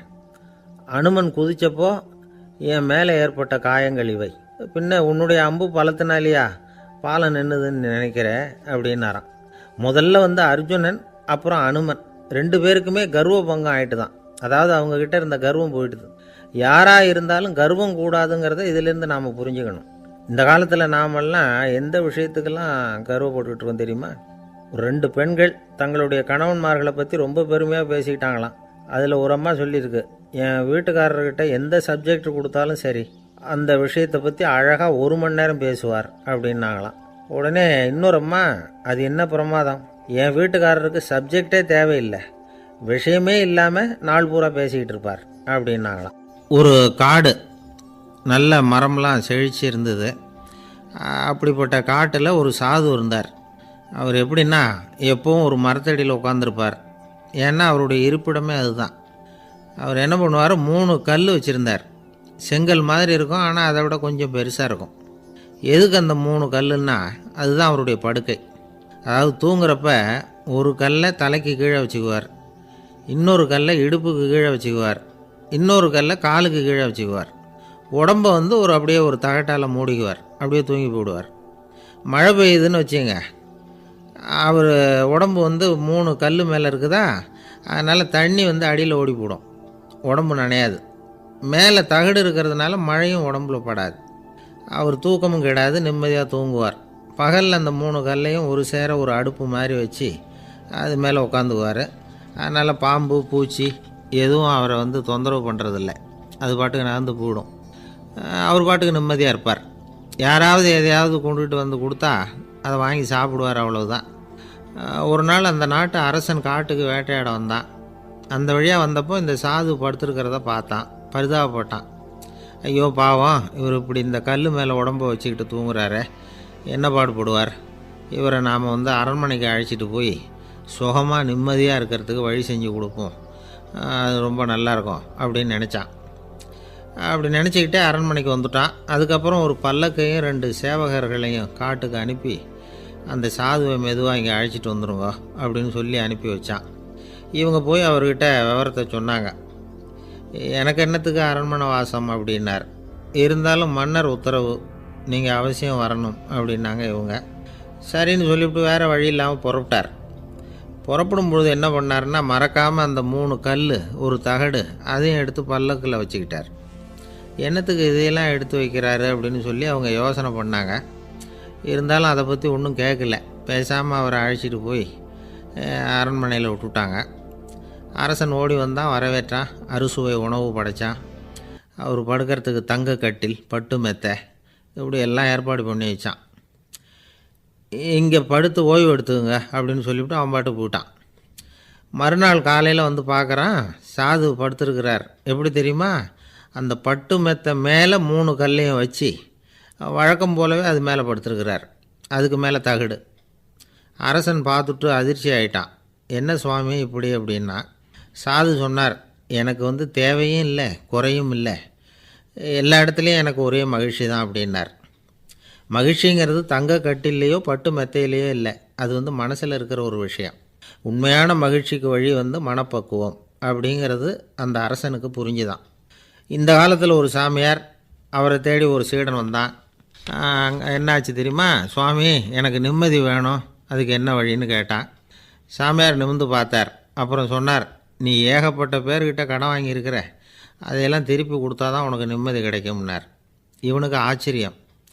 அது எப்படி சாமி அவ்வளவு கரெக்டாக நான் கடன் வாங்கினதை கண்டுபிடிச்சிங்க அப்படின்னா, உனக்கு கடன் கொடுத்து சாமியாராக போனதே நான் தான்ப்பா, அதனால தான் இந்த கதிக்கு வந்தேன். என்கிட்டயே வந்து நிம்மதிக்கு வழி கேட்குறிய, அதுதான்டா வேதனை அப்படின்னாராம் அவர். ஒரு குரு, இளம் சீடர்கள் எதிரில் உட்காந்துருக்கிறாங்க. குரு பாடம் நடத்திக்கிட்டு இருக்கிறார். சீடர்களுக்கு ஒரு ஆசை, அதாவது ஒரு முக்கியமான மந்திரத்தை நம்ம குருநாதர்கிட்ட இருந்து கற்றுக்கணும் அப்படிங்கிறது அவங்க ஆசை. அது என்ன மந்திரம்னா, இறந்தவரை உயிர்ப்பிக்கக்கூடிய புனித மந்திரம், அதாவது செத்தவங்களுக்கு மீண்டும் உயிர் உண்டாக்குகிற மந்திரம். குருவே தயவு பண்ணி அந்த மந்திரத்தை எங்களுக்கு உபதேசிக்கணும் அப்படின்னு கேட்டாங்க. அது ரொம்ப ஆபத்தானது, அது என்னத்துக்கு உங்களுக்கு வேண்டாமேன்னாராம் குரு. எங்களுடைய நம்பிக்கை வந்து உறுதிப்படுறதுக்காகத்தான் கேட்குறோம், வேற ஒன்றும் இல்லை அப்படின்னாங்களாம் சீடர்கள். பக்குவப்படாத அறிவுங்கிறது ரொம்ப ஆபத்தானது அப்படின்னாராம் குரு. இது சீடர்களுக்கு புரியல. அது எப்படிங்க பக்குவப்படாத அறிவு ஆபத்தானதுன்னு சொல்கிறீங்க, அப்படின்னா என்ன அப்படின்னு கேட்டிருக்காங்க சீடர்கள். குரு அதுக்கு விளக்கம் கொடுத்தாராம். அந்த மந்திரத்தை எப்போ பயன்படுத்தணுங்கிறது முக்கியம். அதை அறியக்கூடிய ஞானம் ஏற்படுகிற வரைக்கும் அதை தெரிஞ்சுக்காமல் இருக்கிறது தான் நல்லது, இல்லைன்னா ஆபத்துன்னாராம். ஆனால் அந்த சீடர்கள் அதை கேட்குற மாதிரி இல்லை, ரொம்ப பிடிவாதம் பண்ண ஆரம்பிச்சுட்டாங்க. சரி வாங்க சொல்கிறேன்னார் குரு. எல்லோரும் வந்தாங்க. அந்த புனித மந்திரத்தை அவங்களுக்கு ரகசியமாக உபதேசம் பண்ணார். உபதேசம் பண்ணிவிட்டு அவங்களுக்கு எச்சரிக்கையும் கொடுத்தார். இந்த மந்திரத்தை நல்லா ஆராய்ச்சி பார்த்ததுக்கு அப்புறம்தான் உச்சரிக்கணும், அவசரப்பட்டு எதுவும் செஞ்சிடக்கூடாது. அப்படின்னு ஒரு தடவைக்கு பல தடவை எச்சரிக்கை கொடுத்தார். சரின்னு சொல்லிவிட்டு அவங்கெல்லாம் மந்திரத்தை கற்றுக்கிட்டு எழுந்திரிச்சு போயிட்டாங்க. ஒரு நாள் அந்த சீடர்கள் எல்லாம் மணற்பாங்கான இடத்துல அப்படியே நடந்து போயிட்டுருக்கிறாங்க. ஒரு பாலைவன பகுதி மாதிரி ஒரு இடம். அங்கே ஒரு இடத்துல எலும்புகள் குவியலாக கிடந்தது. உடனே இந்த சீடர்கள் முன்ன பின்ன யோசிக்காமல், தியானமும் பண்ணாமல், அந்த மந்திரத்தோட பயனை சோதித்து பார்க்கணும் அப்படின்னு நினச்சிக்கிட்டு அந்த மந்திரத்தை உச்சரிக்க ஆரம்பிச்சிட்டாங்க. அவ்வளோதான். உடனே என்னாச்சு தெரியுமா? அந்த எலும்புகள் எல்லாம் ஓநாய்களாக மாறி அவங்கள துரத்த ஆரம்பிச்சுட்டுது.